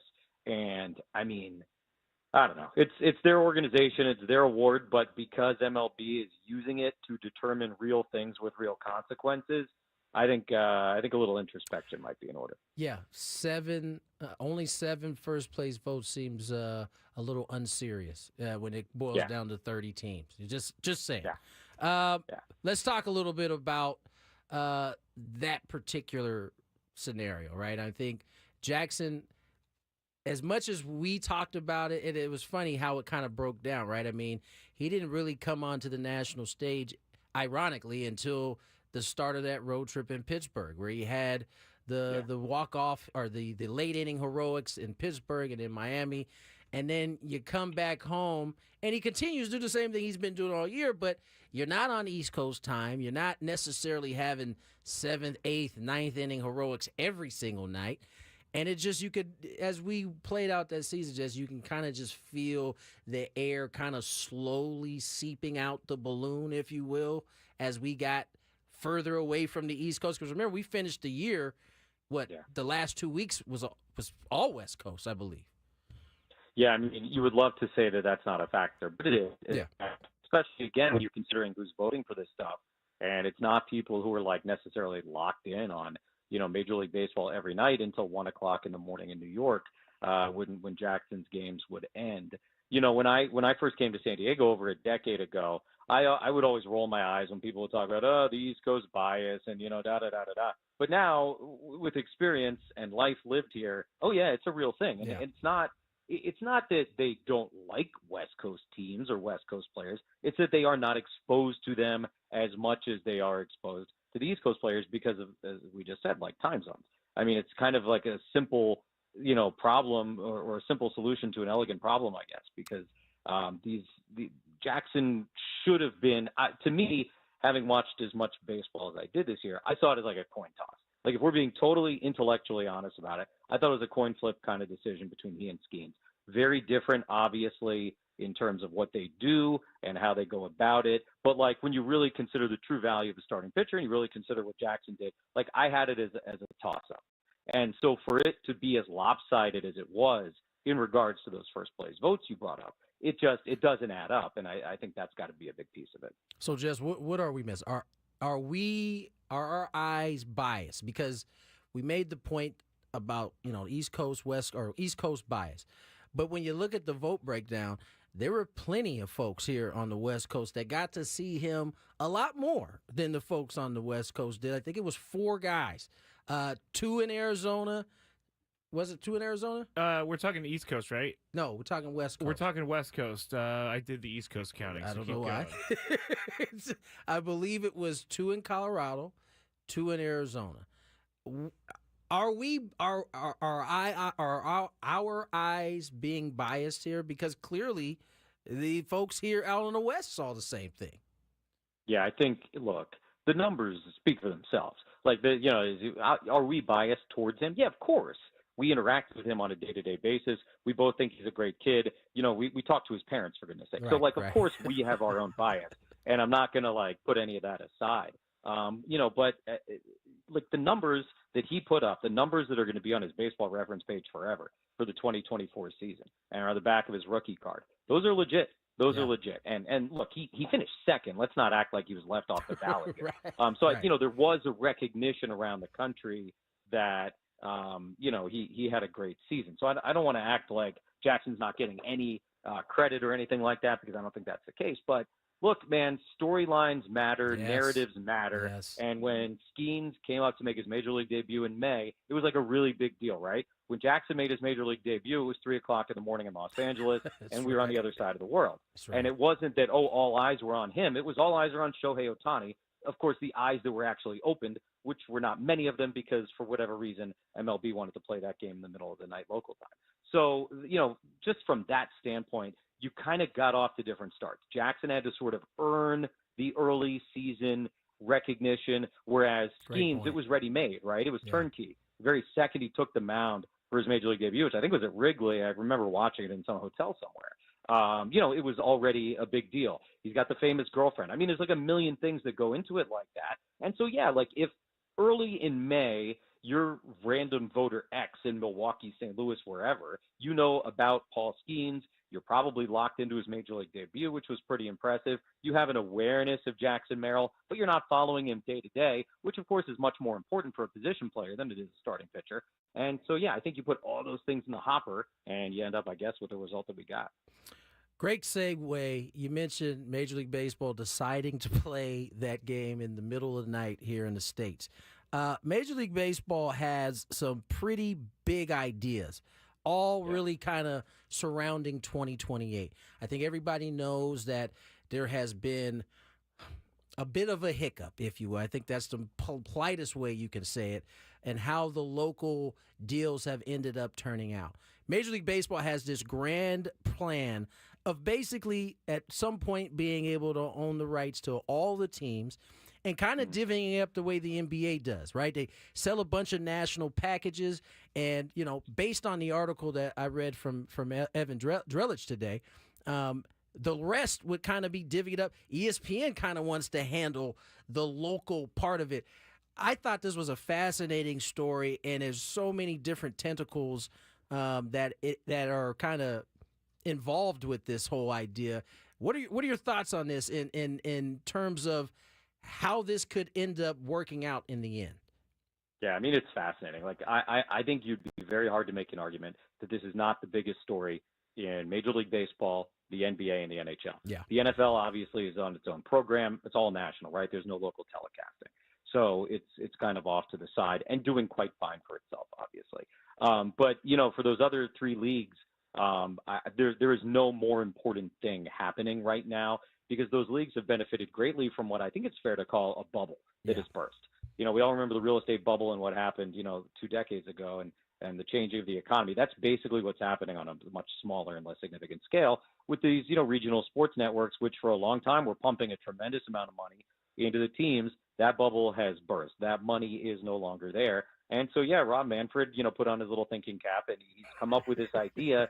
You like the visual of like, all right, if we're able to get everybody in the same pool, we can go to the Amazons, the Netflix, the ESPN, the Hulus, whoever, right? And, put these packages together that we can maybe get somewhere close to the amount of money per team that we used to get. And that sounds great and it sounds sensible and logical, and it is. It's all of those things. It is also, as I'm sure you guys have talked about and as people have read about, extremely, extremely difficult. Yes. I mean, because, the Padres and the Diamondbacks would say, yeah, cool, let's do it. But the Dodgers and the Yankees would laugh, and probably hang up the phone before Rob finished his sentence. But that's where it is today. Yeah. And there are 2 more years, before this really becomes a little bit more imminent and what he wants to do. Look, baseball is very strategic the last few years. They don't say things publicly for no reason great like point. this. We heard about the pitch clock years before the pitch clock actually happened. Then it was in the minor leagues, and then eventually it got here. They know what they're doing. He knows what he's doing by having a little bit of like a coordinated media blitz here this week talking about, 2028 and wanting to do this. So that tells me that maybe the Dodgers and the Yankees and the Cubs and the Red Sox of the world are a little bit more receptive to this than we might all think. I don't have any inside info, but it's going out on a ledge if you're Rob Manfred, who's, by the way, says he doesn't want to be commissioner much longer after that. So he's trying to set this thing up, make it his legacy. That's right. That this would be a thing. So he's shooting a shot. He's swinging for the fences. And, we'll see how it goes. But look, it's really, really complex. It's really, really fascinating. It's very real money at stake. It will be a big part of the CBA negotiations. Remember, the CBA, only 2 more years left on it, 25 and 26. So presumably 28, when he says all of this could be happening, is going to be part of the next CBA. Are the owners going to use this to try and get a salary cap in there? Because remember, like NBA, NHL, they've got salary caps and basically all the revenue, every bit of revenue, merchandise, tickets, everything is split between the players and the owners. It's a very different situation in baseball, where there's different pots go different places because there is no salary cap. So there's a lot of stuff going on with it. I'm fascinated to see how it all turns out. The reality is we are in a moment of great disruption in the cable industry, and that's going to hit those three leagues very, very hard. I likened it to herding cats because, I mean, you have so many different areas.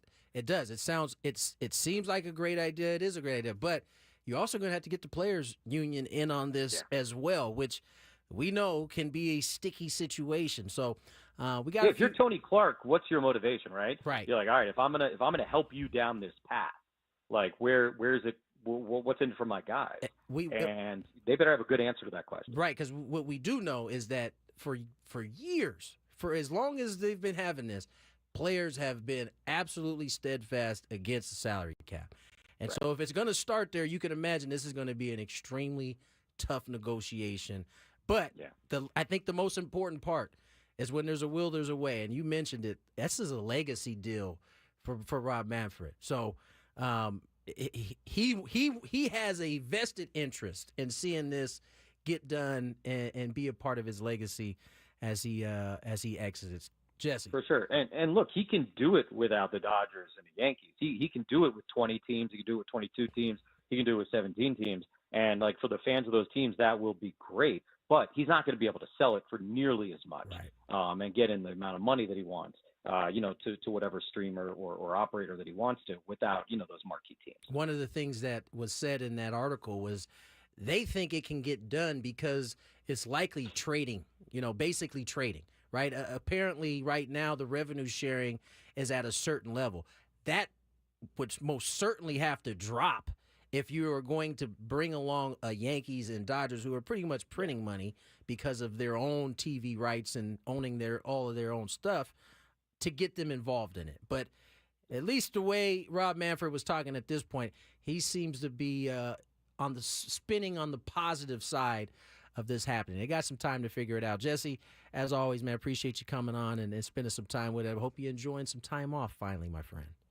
Yeah, you too, although obviously lesser than me because you're there every day. But yeah, man, always a pleasure and anytime, of course. Thanks, Jesse. Jesse Agler,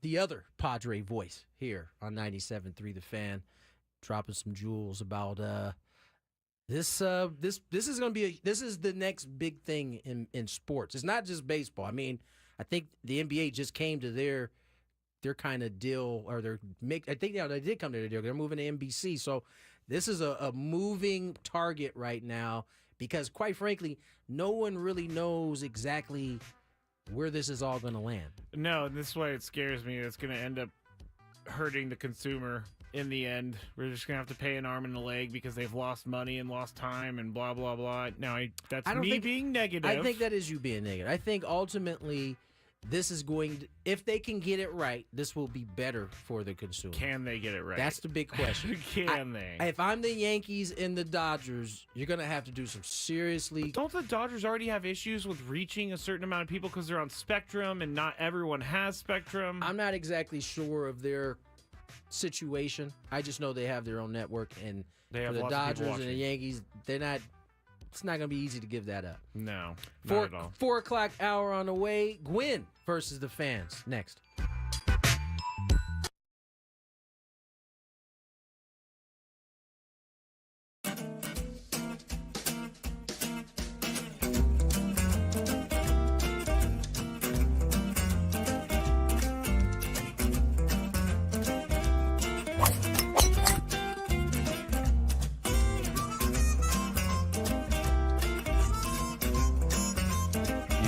Things.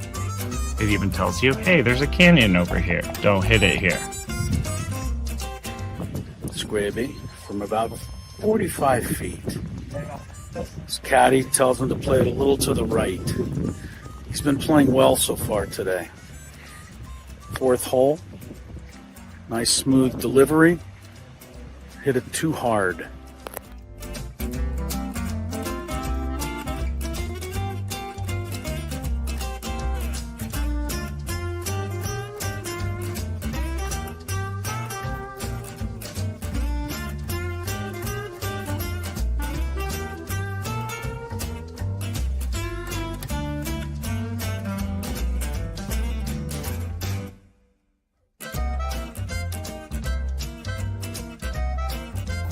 Sasquatch. So Chris says that he can't play golf, but this is the second birdie putt he's made for us. This time it was like 20 feet. Thank you very much, Greg. But once again, you're hitting some very nice shots as well. I'm not usually complimentary to you, but can't help but be complimentary. Your shot making today. With my what? Your shot making. You hit some.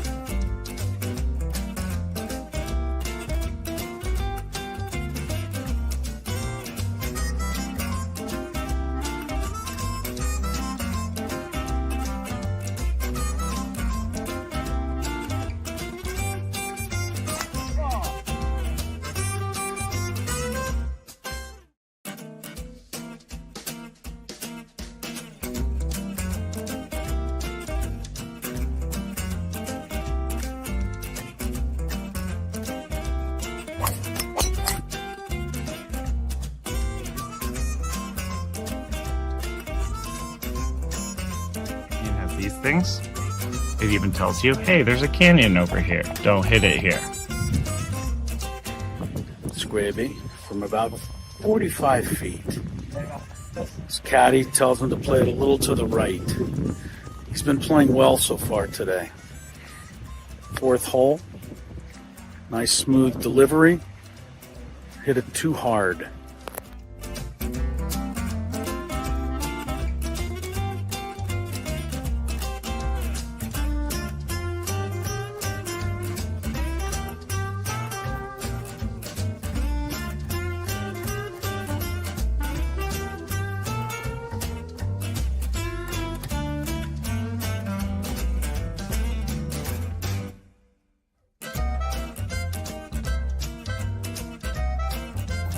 Sasquatch.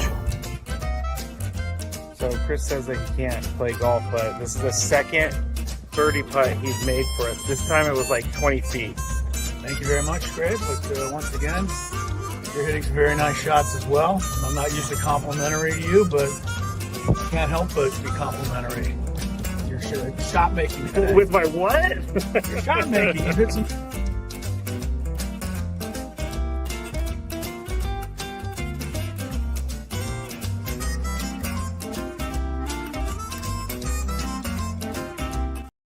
Tariq Skubal, Cy Young Award winner, currently talking to the great Greg Maddux. Wait, Skubal was not the Cy Young Award winner, was he? Yeah, he was. Oh, that's right. Chris Sale's in the National League yes, now. he's on the Braves now. I had a messed up moment there where I was like wait a looking minute. at you and I could see it. I'm like, wait a minute. I could see the Skubal, they're in the confusion. same league. What is going on? They just changed the rules. Yeah. Woo. I thought I was losing my mind there for a second. I was like, I know we said Chris Sale won, but how is that possible? It's kind of crazy to me that there's 3 guys that are nominated, and they don't send a camera crew to any of these guys' place. They make them set it up on their phone. That, or my their friend, computer is the how new you way. save money there. You're right. You don't have to send a crew there. They don't got to bring the equipment. Oh, you mean be professional? What? Professional? Professional. Professional schmishmeshmal. It's all good.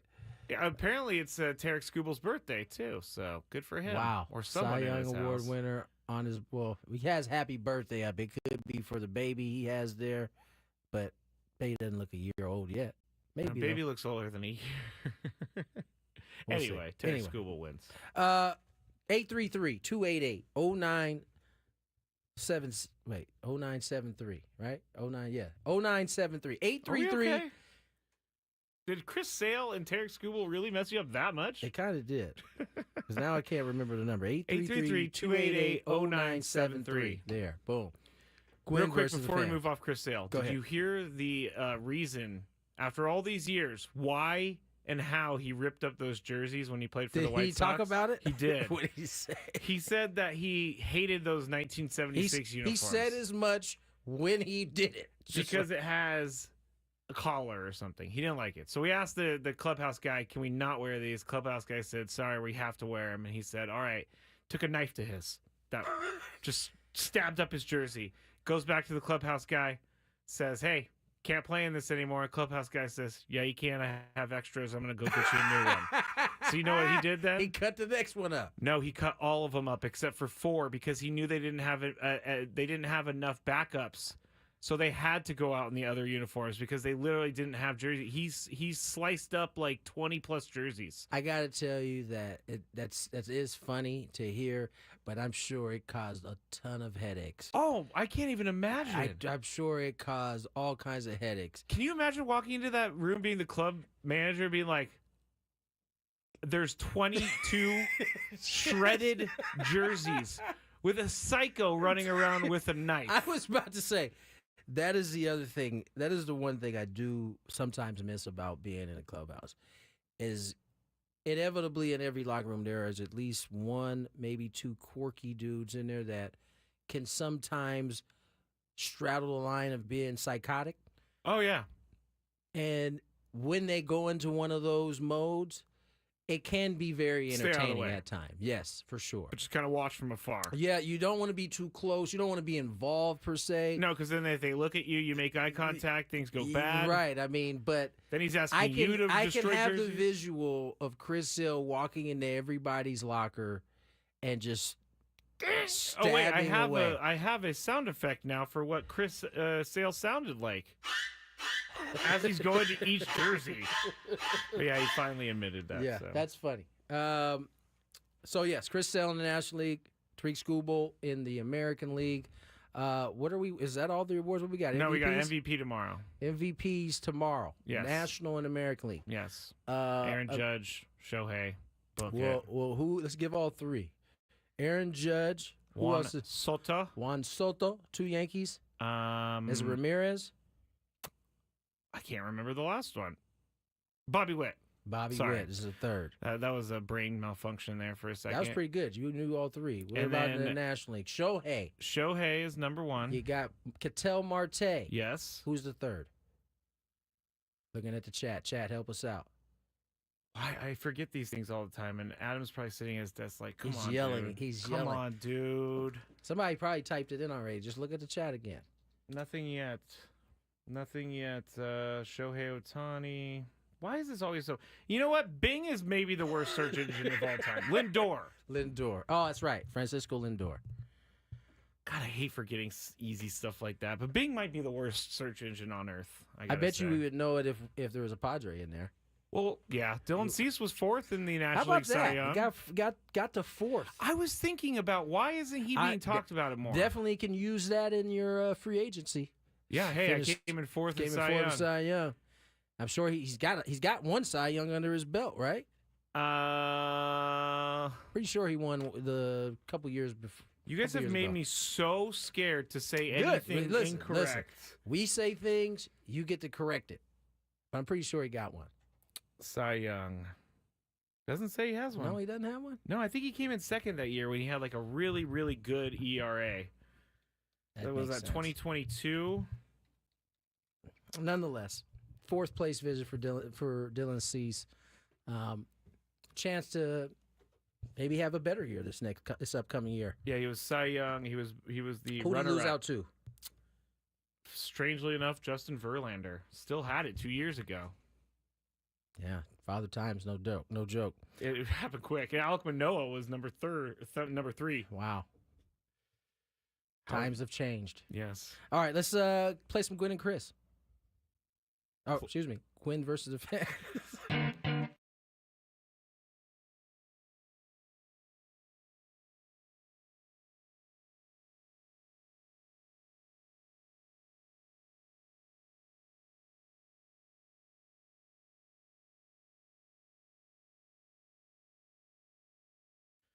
All right.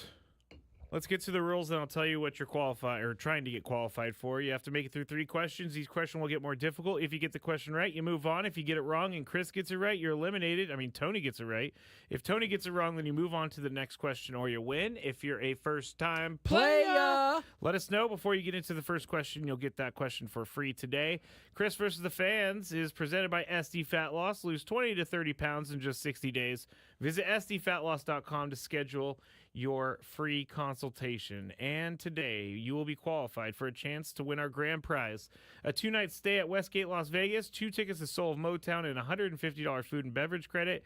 The Westgate Las Vegas Resort and Casino features newly designed premier rooms, part of their $70 million room renovations, home of legendary Vegas fun. And the award-winning Soul of Motown is a high-energy concert-style musical tribute celebrating Motown legends. This is a must-see show during your Las Vegas vacation getaway. Tickets at westgateresorts.com. All right, let me get situated, and we will get started. Give me number 1 through 6, Tony. 2. 2 is Mark. What's Hello, up, Mark? Hey. How's it going, boys? It's going well, Pretty my well. friend. You ready to play? Let's go. All right. It just happened. Who won the National League Cy Young Award? Chris Sale. Chris Sale is correct.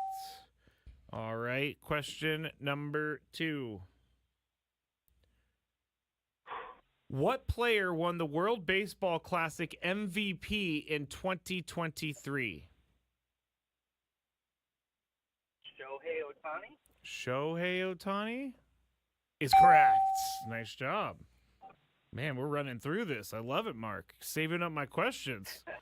Here we go. Question number 3. You get this right or Tony gets it wrong and you're qualified for Las Vegas. Okay. Who was the coach of the New York Giants before they hired Brian Daboll? So the last coach before they hired Brian Daboll.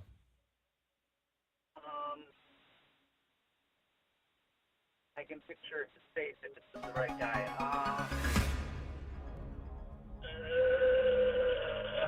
No idea. Is this Chris?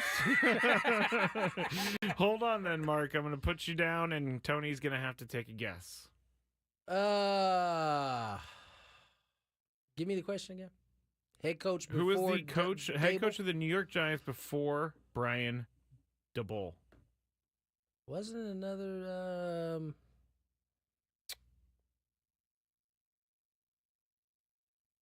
quarterfish? Oh, was his last name Judge? Can't tell you that. Yes, you can. You have to give me both names. No, you don't. No, you don't. It's last names. We've been doing last names the whole time. Thank you. I'm sorry about that, Mark. I really tried to get you the win. That's Joe Judge. Boom.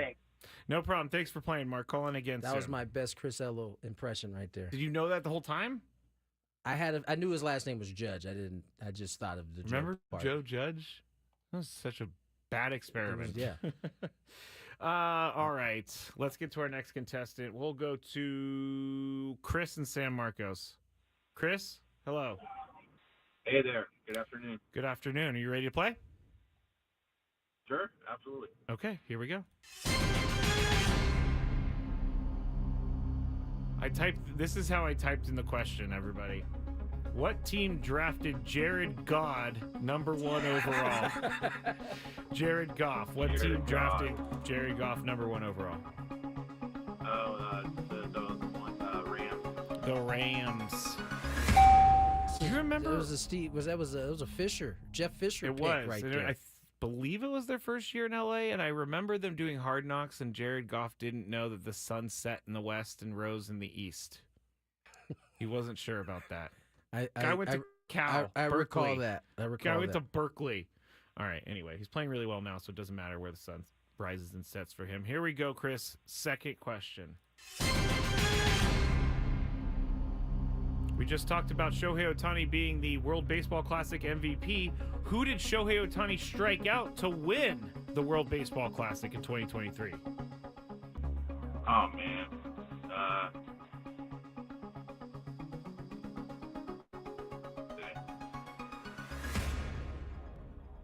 Trent Grisham. Old Trent Grisham. Good answer, but not the right one. What's the question again? Who did Shohei Ohtani strike out to win the WBC in 2023? Oh, that would have been his teammate at the time, Mr. Trout. That is correct. Sorry about that, Chris. Thank you for calling. Yes, I remember that. We were actually driving, Chris and I, well, Chris was driving separate, but we were driving through to spring training. To Arizona. And I had the TV on and I was listening through my speakers. I wasn't watching it. But as soon as Mike Trout came up, Tony, buffering. Of course. That's how it works. I was listening to the stupid broadcast the entire time. Didn't get to hear Mike Trout. All right. Let's go to our next contestant. Let's go to Christian in Santee. Hello, Christian. Hey, guys. How we doing? Doing well, Pretty Christian. good. Ready to go? Let's do it. What cell phone maker hosts MLB games on TV Friday nights during the baseball season? Apple. Apple is correct. All right. We will move on to question number 2. How many first place votes did Jackson Merrill receive in Rookie of the Year voting? 102. I maybe that's overall, but first place votes out of the 30. Oh. Shoot, I remember. Oh no, I don't know it. Okay, you could. That's okay. That's okay, Christian. I think Tony knows because we've talked about it. Yes, I believe the number of first place votes he got was 7. 7 is correct. Sorry, Christian. Play again soon, please. Man, Tony is really going through everything here, and we're gonna stay on track today. I feel like Chris Ello right now. Yeah, doesn't it feel bad knowing that you have to go to break and It you feels just good. keep winning? It feels good. Feels good. It feels good. I like winning. All right, we're gonna go to a tiebreaker. Who's my player today? Chris Olden Sale. Polonies. Oh, I know that guy. How do you think of these people? I don't know why I'm thinking of Olden Polonies. Yeah, that is old school. Like, I haven't thought about that guy in a long time. He never played for the Warriors, but I thought he did. He played for the Kings. That's why I know who he is. All right, let's go to our next contestant, and it's going to be Alex in Cardiff. Hello, Alex. Hello. Hello. Do you know how to play the tiebreaker? I do know how to play. You do know how to play. So stay right there, Alex. Tony, I'm going to ask you a number. You're going to give me an answer, and then Alex is going to guess whether or not the actual number is higher or lower than what you said. Word up. So, Olden Polonies. Mm-hmm. How many games did he start in his career? How many years did he play? He played 15. 15 years. Let's say about starts 500. 500. Alex, is the actual answer higher or lower? Higher. Can you take me higher? Higher. You are correct. Thank you, Alex, for ending the game on time. I will put you on hold. Get your information in the break. He started 658 games in his career, played 1,058. So I wasn't really that close. No, but 500 is better than like 1,000 or something. Yeah, no, that's true. So, all right, you go. let's slide away. Let's get to break. Who was it that won? Was it Chris that won? Who was it? It was Alex. Alex that won. Alex, stay on the line. Mr. Skraby will be there to get your information. Meanwhile, we'll take a break. When we come back, reports of the Jets owner wanting to bench Aaron Rodgers earlier this season. We'll get into that on Gwynn and Chris. From the night.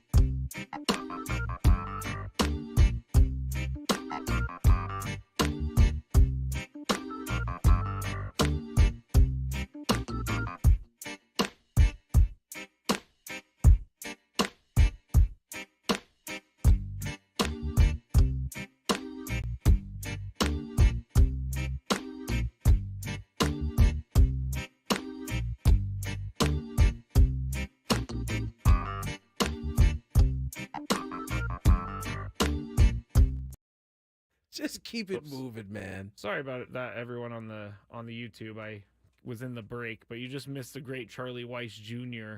rant. Anyway, all right, let's talk about Woody Johnson.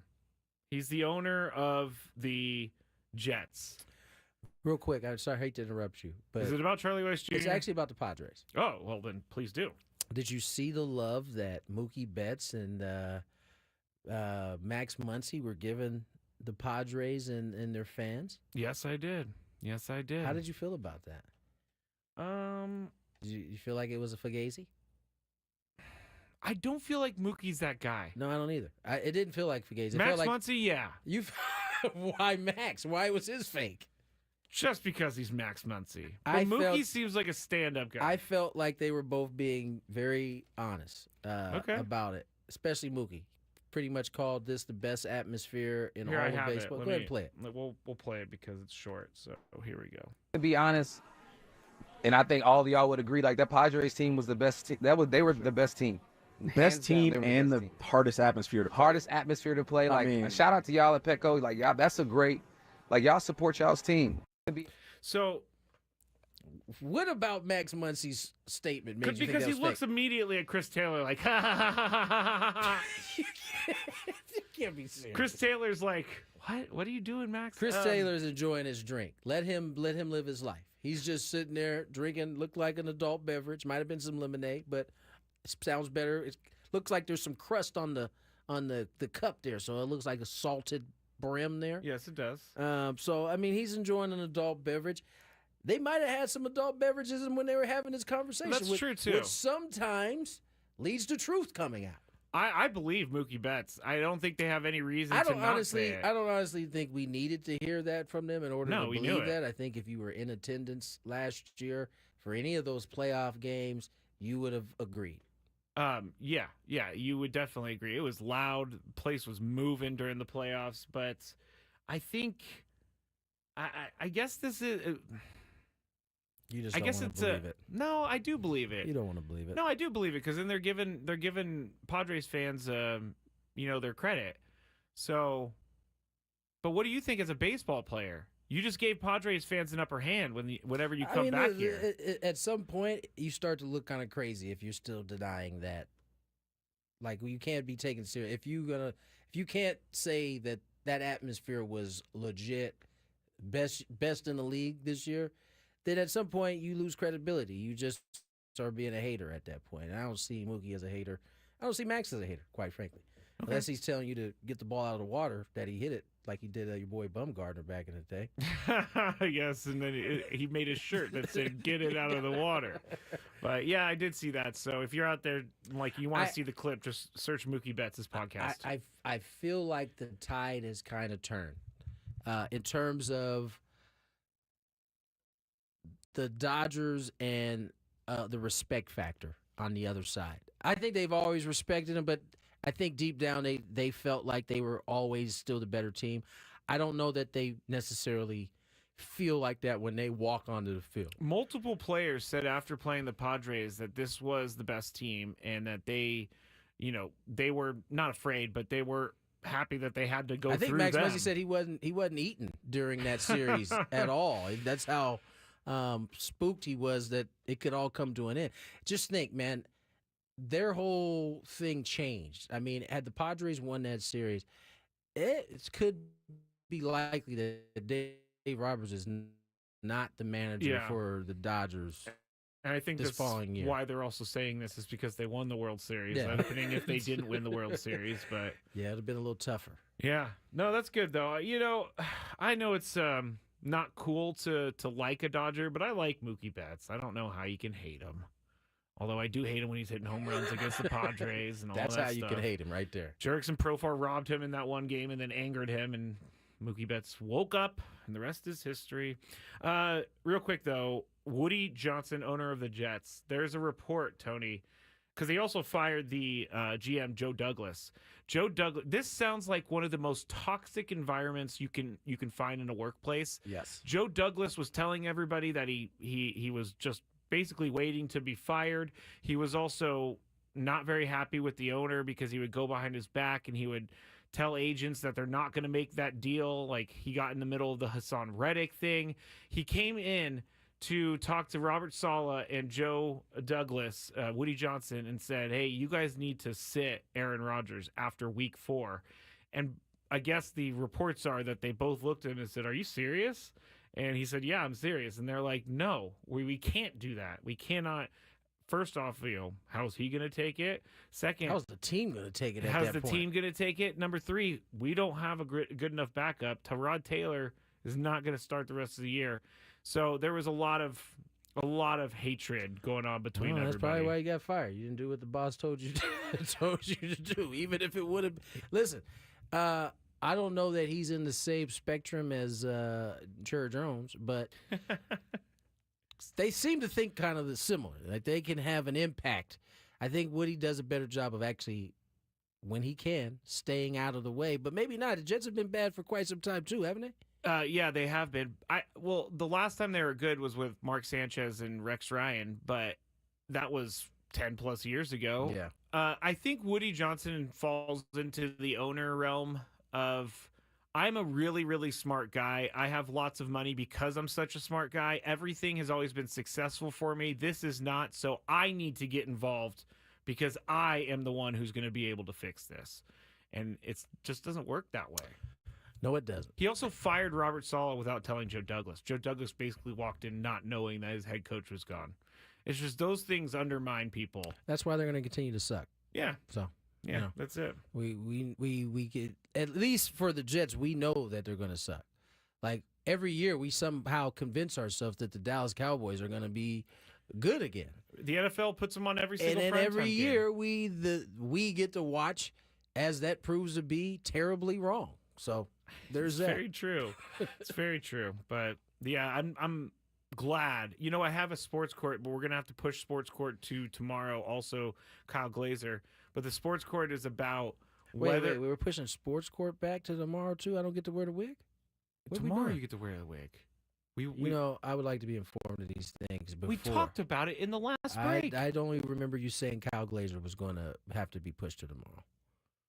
Are you being real right now? Yes, I don't Are remember. you pulling a Chris? I'm not pulling a Chris. I don't. You just shake your head yes and then go with it? I only heard Glaser. That's all I heard. Well, we definitely need to push sports court till tomorrow because we got the Big 5. I guess at 5:20 we can. We'll talk about it in the break. Okay, fair enough. All right, Big 5 on the other side. Ben and Woods.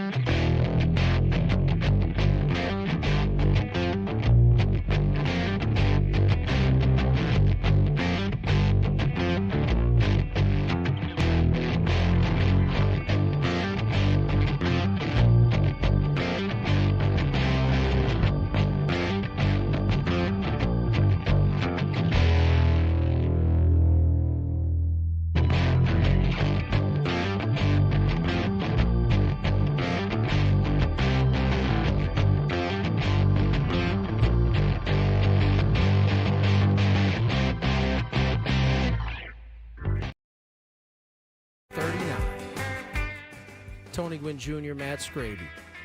Chris Ello holding down the women's Aztecs basketball team, getting ready for their matchup against California Baptist, a.k.a. CBU. CBU. Not, however, Cal Baptist. No. They don't like it. No likey. No likey for Cal Baptist. What is the California Baptist mascot? It's a great question. I'm a loud typer, apparently. I know they... Lancer. The Lancers did their best in the women's soccer NCAA tournament. Took UCLA to overtime before succumbing to the, I think, number 2 ranked team in the nation. Wow. Nonetheless, They're in the WAC. They are in the WAC. Didn't know the WAC was still around. Oh, yeah. WAC is healthy. Is it? Yeah. I mean, Grand Canyon was in the WAC. They are now moving to the Mountain West as San Diego State moves out of the Mountain West to the Pac-12. There's going to be still more movement, I think, this coming summer. There has to be. Yeah. There has to be a couple teams out there that are well, for the under the radar. Pac-12's sake, there has to be. They got to get to 8 teams. They're still too short of that for football. Oh, it's got to be easy. Come on down. Ooh. Palomar College. Let's knock it off. We have a Big 5 first, though. Let's check some traffic. From the 97.3 The Fan Traffic Center, here's Kelly Danick. Several things that might slow you down a bit, guys. Cordell and Cordell traffic cam shows a collision involving a car and a motorcycle southbound 15 Arrow Drive. They're in the center divide. Also traveling on South 805 before the 163. We have reports of what looks like some metal poles in the slow lane. In the North County, got a collision on the Civic Center on-ramp to westbound 78 and eastbound 78 past El Camino Real. Accident involving several vehicles. Looks like that has got the slow lane blocked. I'm Kelly Danick with Gwynn and Chris, San Diego's #1 sports station, 97.3 The Fan. It's that time of the show when we check on the latest in sports. Only the most important topics and questions are brought to light. Stop what you're doing and listen. These news stories will astound and amaze you. The one, the only. Oh my God, who the hell cares? The Big 5 starts now on 97.3 The Fan. Just as a programming update, I think Tony talked me into Sports Court at 520. Boom. So you guys are welcome. All right, let's get into the Big 5 today. We're going to start with something. Number 5. That I heard on Annie and Elston on the way in. I was listening to them while I was driving to work, and they were talking about where A.J. Preller could possibly make trades, and 2 names that have been untouchable were mentioned. Ethan Salas and Leo Dallas DeVries. So, Tony, if you have the option to get a guy like Garrett Crochet, but it hinges on one of those going to the White Sox, do you make that trade? One of them? One of them. I'm not going to give you which one. That's up to you. Does it change? If they want Ethan Salas, are you a yes? If they want Leo Dallas DeVries, is it a yes? Maybe. I don't think Crochet is the guy, though. I don't either. For either of those 2. I would be willing to part with one for the right arm. Like, it has to be elite. I'm trying to think who that is right now. Oh, we talked. Scooble's name came up last year during that time when he was possibly going to be traded. Yeah, I'd give up Ethan Salas for Scooble without much hesitation. Interesting. But not for Crochet. Too many question marks. Too many question marks, motivations, arm injuries, all that stuff. Would I get rid of one? Not get rid of one. Would I send one to the Chicago White Sox? You know, I've been in this camp of don't trade these guys. I want to see them come to fruition with the Padres. But if you can get a guy like Tarek Skubal, as you just mentioned, who just won the Cy Young, and all you have to do is send Ethan Salas or I really like DeVries. You ain't even seen DeVries. I've watched a lot of his highlights. I've watched a lot of his highlights. Lake Elsinore Storm is very good on social media, and I get to see all the stuff that he does. Fair enough. But I would do it, too. If you can get an ace, I guess you're sending... Because Ethan Salas is the furthest away from the big leagues, most likely. And you're not going to get a return on him right now. Nate wants to know if we would do it for Skeens. Yes.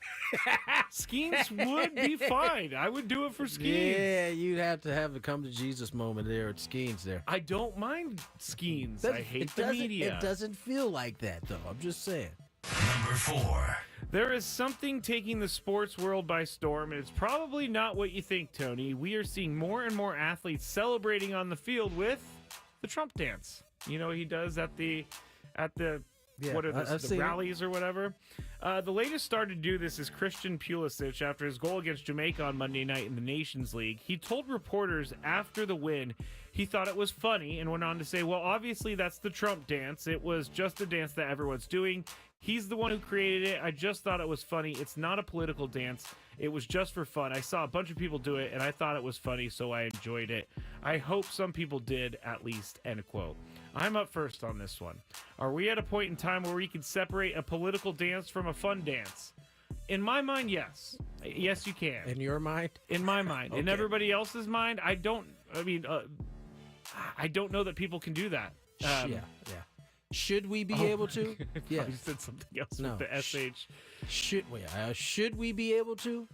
Yes. The we question should is, be able to. are we at a time? Clearly not, because this did cause Bolsick controversy. Did the dance and had to answer questions about it. My man Brock Bowser, right? Bowers, yeah. Brock Bowers did it.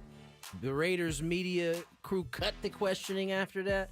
So clearly, we aren't. Because it's guys do some dances in the end zone every week. This one just happens to be a political one. Exactly. I guess. It's not really political. It's because he did it. I think though, if he's gonna do it, he's got to know that it's gonna cause without a doubt controversy. You're going to be asked about. Yes. it. And if you're going to do it, you should have to answer the question. And I thought Pulisic answered it truthfully. Yeah. He said, I've seen everybody doing it. Thought it'd be funny. The kicker is, in real life, it's done with the least amount of rhythm as possible. He has too and much I rhythm. felt like Brock Bowers and Christian both had too much rhythm doing it. People shaped like me. I don't know if the shape has anything to do with it. I have no rhythm It's either. just the rhythm of it has. Yeah, I think we need to lighten up a little bit too, because it's just everything is so serious all the time. I like to make jokes, but people were upset with Christian Pulisic.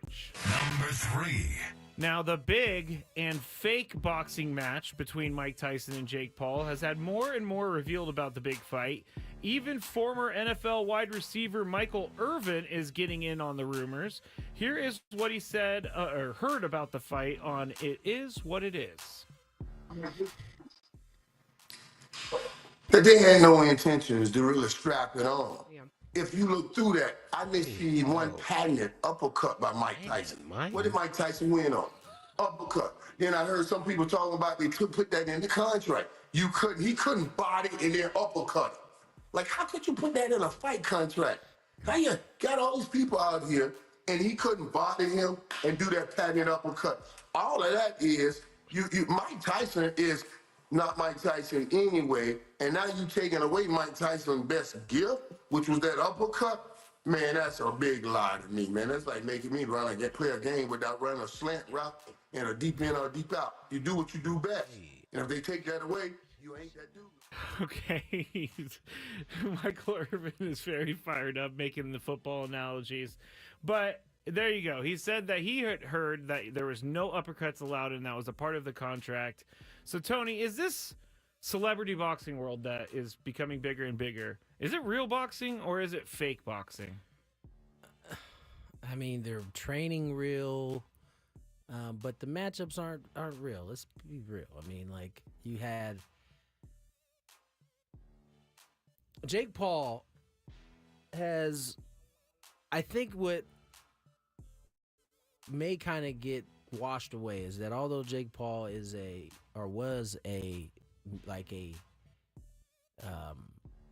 YouTuber, someone who made their living on social media, say what you want, he is training like a boxer. Yeah.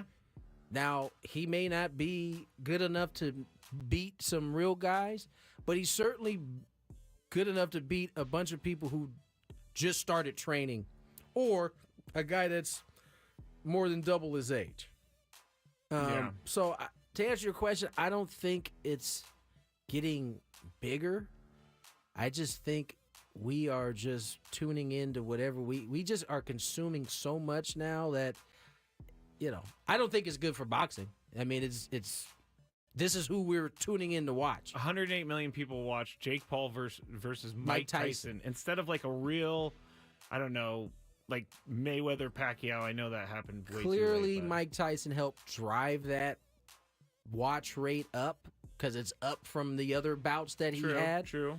But he'd be silly not to keep trying to take advantage of it while it's easy money for him at this point. Yeah, I think it's fake boxing, but I also think that he knows it's fake boxing. I don't think that he did call out Canelo, but maybe that's just the inner promoter of him calling out one of the best boxers in the world. But I think he knows, like, this is what I'm going to do. I can garner a lot of attention if I just fight some of these old fighters, and people will watch. 108 million people will watch, and a bunch of people will show up to the AT&T Stadium. So it's fake boxing. On the Skraby Show, I think there is an interesting conversation about sports betting and these fake boxing events. Yeah. Because I do think it's a slippery slope, because they could... Anyway, Skraby Show. That's what we'll talk about. Hang on to it. Yeah. Number 2. Despite many rumors, Ray Lewis is unlikely to be hired as the Florida Atlantic head coach. I guess Tony told me that Charlie Weiss Jr. is involved in that position. Let's see. Blah, blah, blah, blah, blah. ESPN reported yesterday that he had emerged as a candidate for FAU, but there actually has not been any communication between Lewis and the school as of this morning. FAU fired second-year coach Tom Herman on Monday after a 6-16 record in just 2 seasons with the team.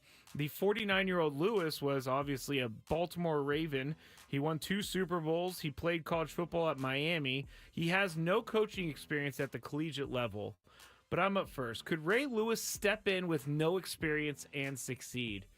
I think, of course, he could do the football, but I don't know that he wants to do the rest, number one. The recruiting is tough. It's a whole different world. Now, will he get guys on the phone or in person because he's Ray Lewis that's calling? Yeah, absolutely. But I don't know that Ray Lewis could just step in and be a seamless transition in building a college football program. If he did this over years, yeah, and the football will be fine. It's the recruiting and the day-to-day management that I think would be an issue for him. What do you think, Tony? I don't think it'd be an issue for him at all. I mean, listen, Deion started his stay at Jackson State without any collegiate experience. Yeah, he was true. a high school coach. I don't know what Ray's doing, but I know this dude is an excellent motivator.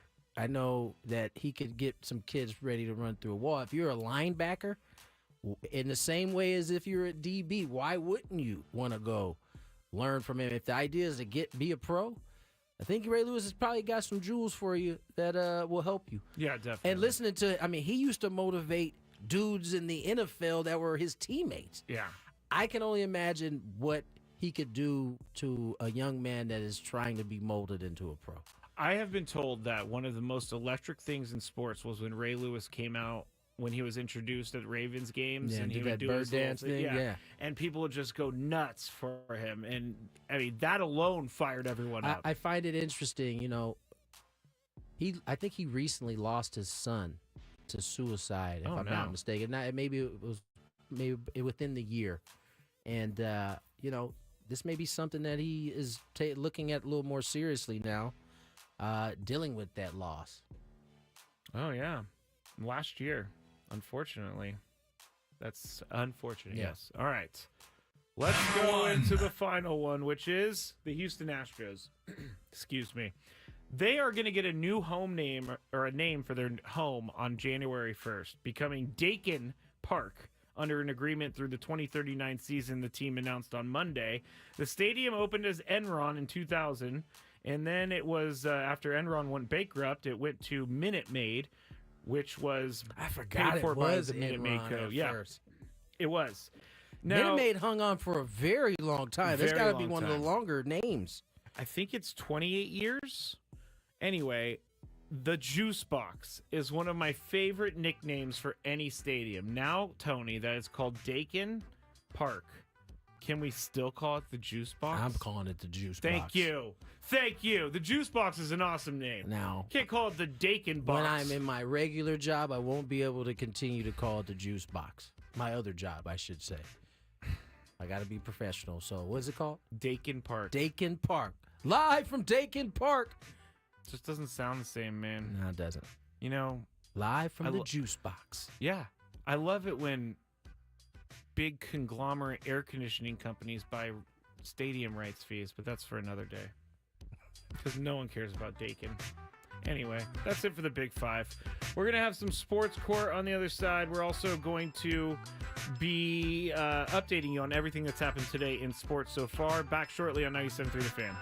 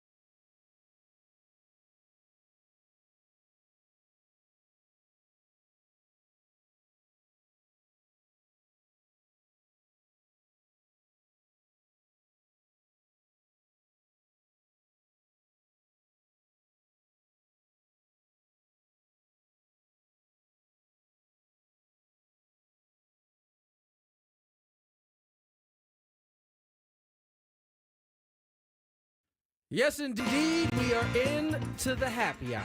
Tony Gwynn Jr., Matt Skraby, and having a good time.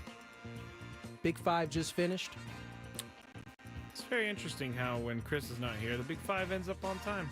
Well, there's only two voices. I just ask the questions. I never say anything. Yeah, no, I think you kind of. I've never added on to a conversation. You may not add on, but you keep the conversation going sometimes. And, sometimes your questions are actually good and it causes a longer discussion, That can happen like that sometimes. I will take that compliment and I will run with it. As you should. The 5 o'clock football hour is presented by Buffalo Wild Wings, where B-Dubs is football. Visit Buffalo Wild Wings every Wednesday for half-priced apps and $2 off all drafts. If you're getting a draft at a restaurant, let's say Buffalo Wild Wings. B-Dubs. B-Dubs. Which draft are you getting? They have the basics. The Coors Light, the Bud Light, I don't Budweiser, do the basics. I'm kind Light. of a beer snob when it comes to that. Ooh. They have, what is it, Elysian? Elijah? Oh, I've heard of that. Yeah. A little IPA. That's usually where I'm going. IPA. Is a good, not double. You start getting in like the 7.5s and higher. That's headache town for TG. So I try to keep it at 7.5 and lower on my IPAs. I agree with you on that. I used to drink the strongest IPAs in the world just because they had good instant alcohol. Headache. No, I just did it. I was just going for it. Jacob says Stella on draft hits. Dominic says Elysian Space Dust. Space Dust. That's what it is. See, I mean, why didn't they have all these cool beers when I was drinking? Yeah, man. You went too hard too early, and you had Keystone. you had to you had to tap Natty out. Light. Yeah, I wasn't a beer drinker at the time, but all my roommates, Natty Ice, Natty Light, was Red Ribbon. Oh, wow. Red Stripe. Red Stripe. I never liked Red Stripe. Yeah, I see 'Cause why. it's a Jamaican beer, I believe. No, not Red Stripe. Not Red Stripe. Not not Red the- Stripe. I believe it was Red Ribbon. Let me look up Red Ribbon. Oh, was it Pabst? Pabst. Oh, That's the Blue Ribbon. Blue Ribbon. I knew it was a ribbon in there I've somewhere. had many a Pabst in my life. Yeah, dog. That stuff. It smelled terrible. I think yes. Yes. I think they had at Goals games a while back, they had I just know it tall was boy deals. super cheap, Yes. right? And so, a bunch of college kids. That's how typically you have to account for your beers. It's gotta be a certain price. Can't splurge like that at that point. I was talking to a friend and we were reliving the days of our party days, and it was such a focus of mine to make sure that I never lost sight of my beer.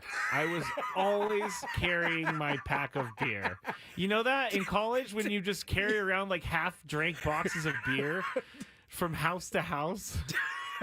First of all, I don't know too many people who have half-drank bottles of beer. No, that they're it's just like carrying. it's like a 12-pack, but it it's only half has done. like 6 in Oh, it okay. or something. Yeah, I'm just yeah. carrying it around all night and putting it between my legs because I don't want to put it on You the don't want to ground. lose it because and it'll go. That's all. And then I have to go steal someone's beer, and I have to be. Did you do that? Were you a beer thief?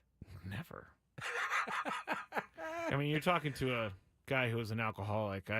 I certainly did things I'm not proud of. Fair enough. Which stealing beer from the roommates is, Tony, one time I did the whole thing where I drank out of my roommate's liquor and then I put water in the vodka and thinking I was a smart genius, and the guy drinks it and he's like, "Did you water this down?" Just like, no problem. Didn't even immediately. Yeah, immediately. You put way too much water in there, apparently. Yeah, way too much water in there. Anyway, that was a fun convo.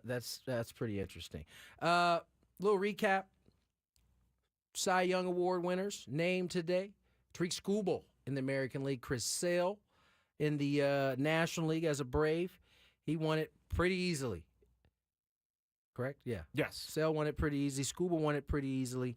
We will have the big award tomorrow, MVPs. Should not be as much drama behind it. There is a growing movement of people out there thinking that Shohei isn't such a slam dunk MVP just because he's a DH. Like, I see the the criticism of, oh, can't wait until the DH is an MVP. It's about to happen. It is about to happen. It's about to happen. And, it goes to show you the different magnitude that this is. Because for all of the conversation that we just finished having about the rookie year and East Coast bias, I don't know I can do this Shohei anymore. Ohtani is certainly all that. on the West Coast.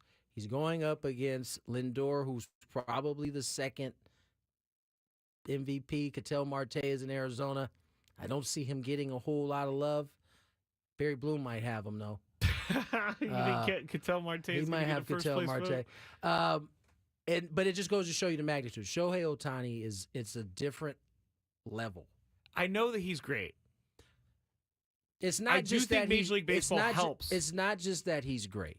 It's that he has an international appeal. Yes, he does. That's completely different than anybody in our league. I'm quite frankly. sure the executives saw the numbers of that game between Yu Darvish and Yamamoto being like at 9 a.m. in Japan, they had more viewers than they did here, and MLB execs were just like, that's where it's at right there. And we so need to tap when into that. Shohei wins this award tomorrow,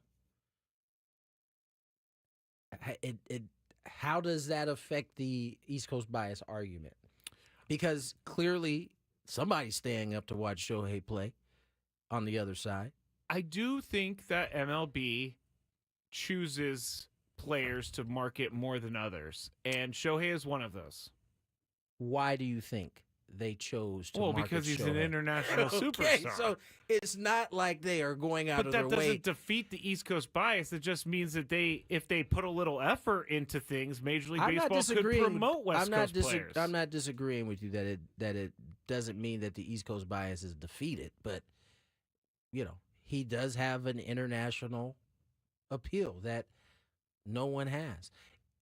Would this be different if his name was, let's say, Mookie Betts or Freddie Freeman? Yeah. You think it would be different? You think Lindor would have a much better chance? I do. Let's say they had the same years, right? Same exact years. I do. Lindor plays in New York. I think you're right. I think that's what makes this unique is that Shohei is an international star. I think yes, he had a tremendous season where he created an own club for himself. All of that factors in. I'm saying if Mookie or Freddie Freeman had done that, would this be the same year Shohei, would this be a closer race with Lindor? And I think the answer is probably yes. Which is wild to say because, Joe on the chat says something pretty smart. Normal DH players don't steal 50-plus bases. That's right. Listen, which that is a lot of bases. I'm not arguing that Shohei shouldn't win it. He should 100% win it. I am all for the position player deserving more respect. But when a guy goes out and puts up the kind of numbers that Shohei did, stealing bases, and by the way, he's going to pitch next year. I'm more interested to see how pitching every fifth day will affect the offensive side of things, but I digress. He definitely is deserving. I think that's why I think he's going to win it. I just have my questions on whether it would be closer if it wasn't Shohei. Yeah, I don't have a problem with him winning because obviously he was great again. On the American League side, is it more interesting than we think? Aaron Judge, Juan Soto, and Aaron Bobby Judge Witt Jr. didn't swing the bat well. For the down first down the stretch. Down the stretch and to start the season. He got hot in the middle. Juan Soto was pretty steady throughout the year. Bobby Witt Jr., even though he was my fantasy player that won me a championship, I watched him close this year, and there was a stretch, I think it was right after the All-Star break, that he was hitting like 400 in the month of July. It was stupid, the whole month. Yeah. Yeah. It was crazy. He won't get close. Because he's playing in Kansas City. New York. And I think Bobby Witt Jr. is going to be on the MVP stand, hopefully a few more times. For sure. He's a special talent. It's just interesting as you bring that. Speaking of Soto, Mr. Steinbrenner, the owner for the Yankees. Oh, yes, I do, yeah. Had a, quote, good meeting with Juan Soto. I thought it was interesting that apparently in the meeting with the Mets, Soto asked about the facility and things of that nature, and how they were going to improve it. What? What? No, I get why he's asking that. It's kind of weird that he's like, before I sign with you, what are your construction plans for the future? Think about it. If you're going to spend the next 7, 8, 9, 10 years, you want to be set up for success. You want to be set up for success. I'm assuming he's asking that because the Yankees got a good setup over there. And Steve Cohen, owner of the Mets, it's not like he can make it happen. If you're going to pay me all this money, I would assume you kind of want my input on some of this stuff. I thought that was interesting. Where do you think he's going to go? I think it's going to be Mets or Yankees. I don't think he's going back to the Yankees. You don't think he's going back to the Yankees? No, just from what they seem very nervous about it, which tells me that they don't even have the upper hand at all. Being the in-house team right now for him, I think what they do have is a team he knows is good enough that can go back where he just came from. The Mets, they had a good season last year. They got hot right at the end. They climbed in there. They got some holes to fill, right? Manaya's a free agent. Pete Alonso's a free agent. I mean, it certainly could be a Lindor Soto show. That certainly wouldn't be terrible for the Mets, but I think the Yankees are better set up. What about the Rays? I know they checked in on when he asked about the facilities with the Rays. What did they say? I'm sure he asked about the facilities for the Rays at this point. He was like, "Do you guys have a roof?" Kristen says Soto to Boston. Listen, Boston was pretty excited about their meeting. I love reading the tea leaves after a meeting is done. They're so weird. It's so funny to try to figure out who put this message out, like if it's on the Soto side, if it's on the team side. Yeah, who leaked this? Who leaked it, right? But it would be interesting. Red Sox certainly are a team that in the past has spent money in these type of free agents. They haven't. It feels like they haven't done it in a little while. Does that park doesn't really work? I guess there is a short right field over there. It's a Pesky's pole over down there. Yeah, I guess so. And then you got the little bandbox in left field. That has to be something that he's thinking about. That man can make a healthy living just going Apple Taco in Boston. Rod said, I hear a lot of rumblings about Soto in Houston. Houston? It's another good place. He's got fond memories of hitting in that place. That's true. That's very true. He won a World Series in that place. Yes, he did. And he hit a home run in Game 7, It's a fun place to hit. I believe. Fun place to hit, fun place to play. The juice You box. get a dome. Was it Delkin? Dakin. Yeah. I'm going to get it right before the season It's an air conditioner company. You better be up to date on that. So you can't have no air conditioning problems in that stadium. Oh, that would be so embarrassing. That's all bad. All right, let's get to break. Sports Court on the other side. More Gwynn and Chris. From the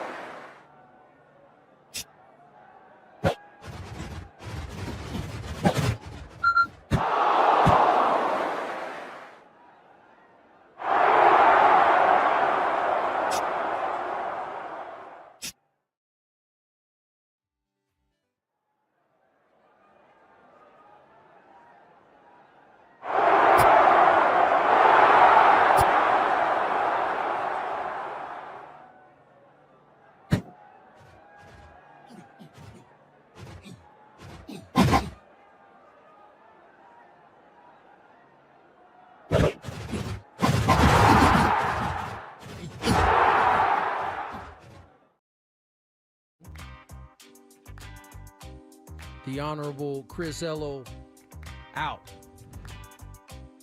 The Honorable Matt Skraby in. Oh, wow. I look ridiculous in this wig. Absolutely As ridiculous. good as Tony and Chris look in these wigs, I look that bad. Yeah. You look like you're having a very bad hair day. It actually won't fit over my hair. Your head's too big. My head is too big, so that's why it's like sitting on top of my head. It's not covering my entire head. Well, Man. nonetheless, we have ourselves a sports court. Let's get right to it. Do you have a sports issue, San Diego? Do you need a third party to make a decision?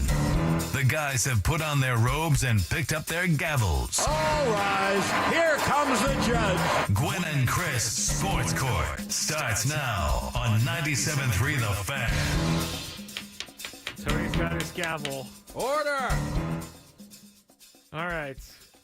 I feel ridiculous in this wig, but... You should, because you look ridiculous.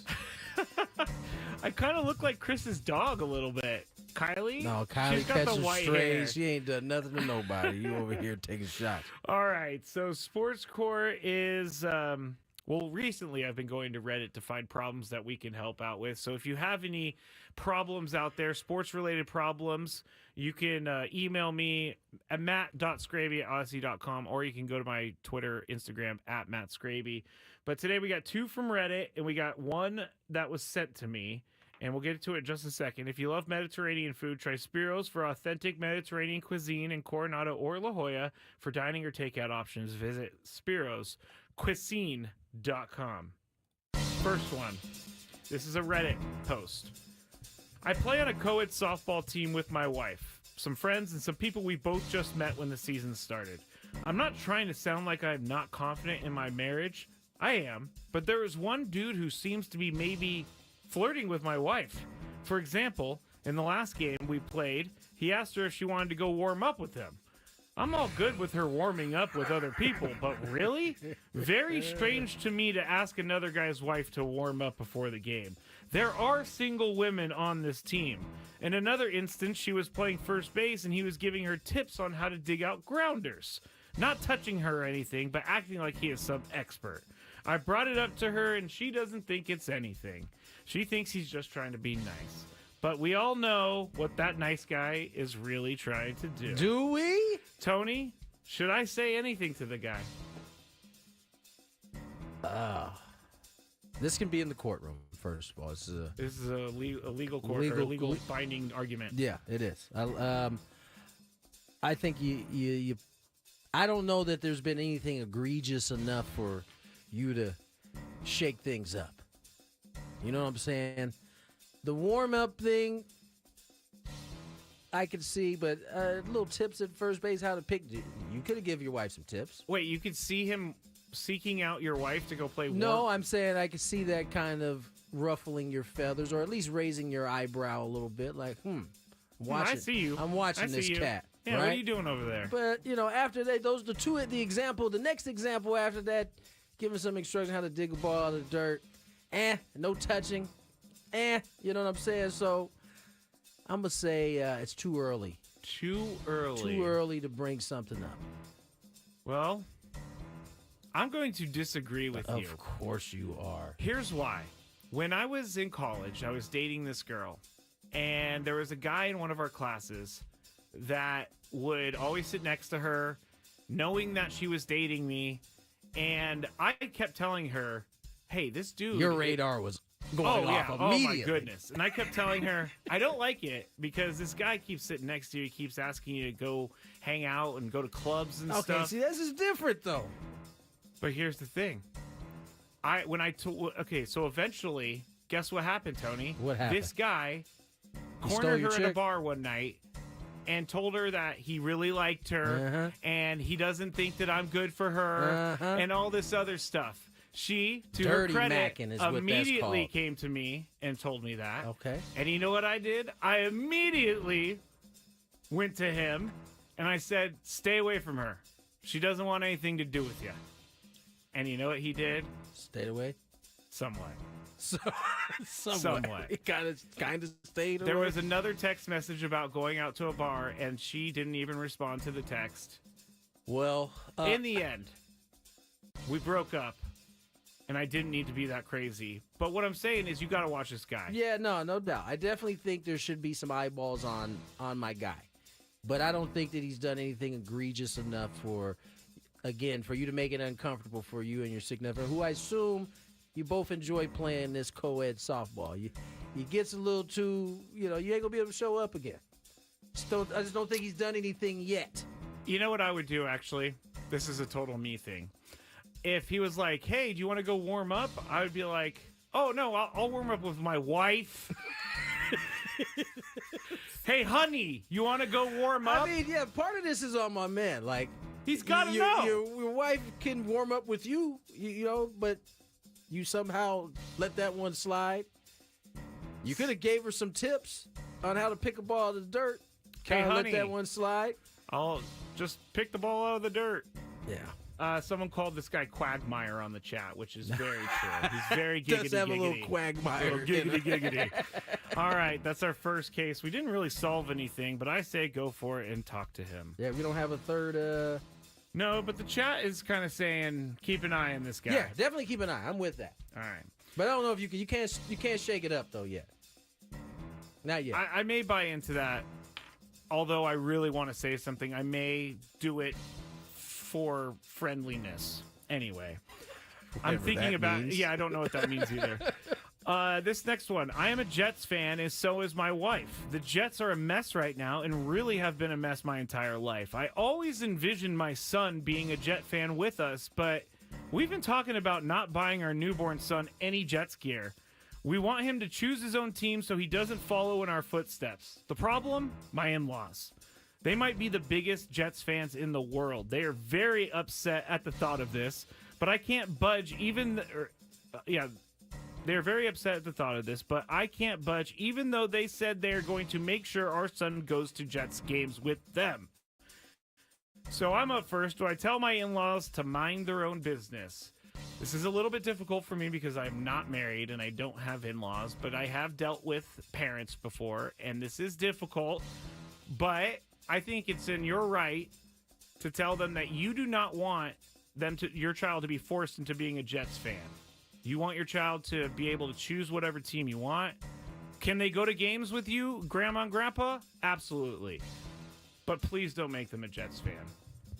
I say something, but be very nice and tiptoe around everything. Tony? I think this is not worth the drama that can come from it. Really? Listen, the kid has parents that are Jets fans. His grandparents are Jets fans. Even if you want to give him or her, is it a boy or girl? Son. The son the right to pick. He's going to grow up in a house of misery right now. Of Jet fans. Yeah. So maybe that is the key to making him not a Jet fan. It's not trying to give him choices. Just let him be around you as a Jet fan because it's pretty miserable.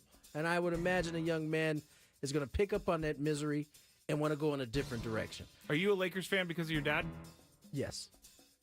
See, it's very tough. It's very rare that you grow up in a household full of a team and somehow don't end up a fan of that team. Okay. Yeah, true. Regardless of what you try, most parents probably are forcing it down their kids' throat. Although I didn't force it down mine, although I talk Lakers and Lakers only.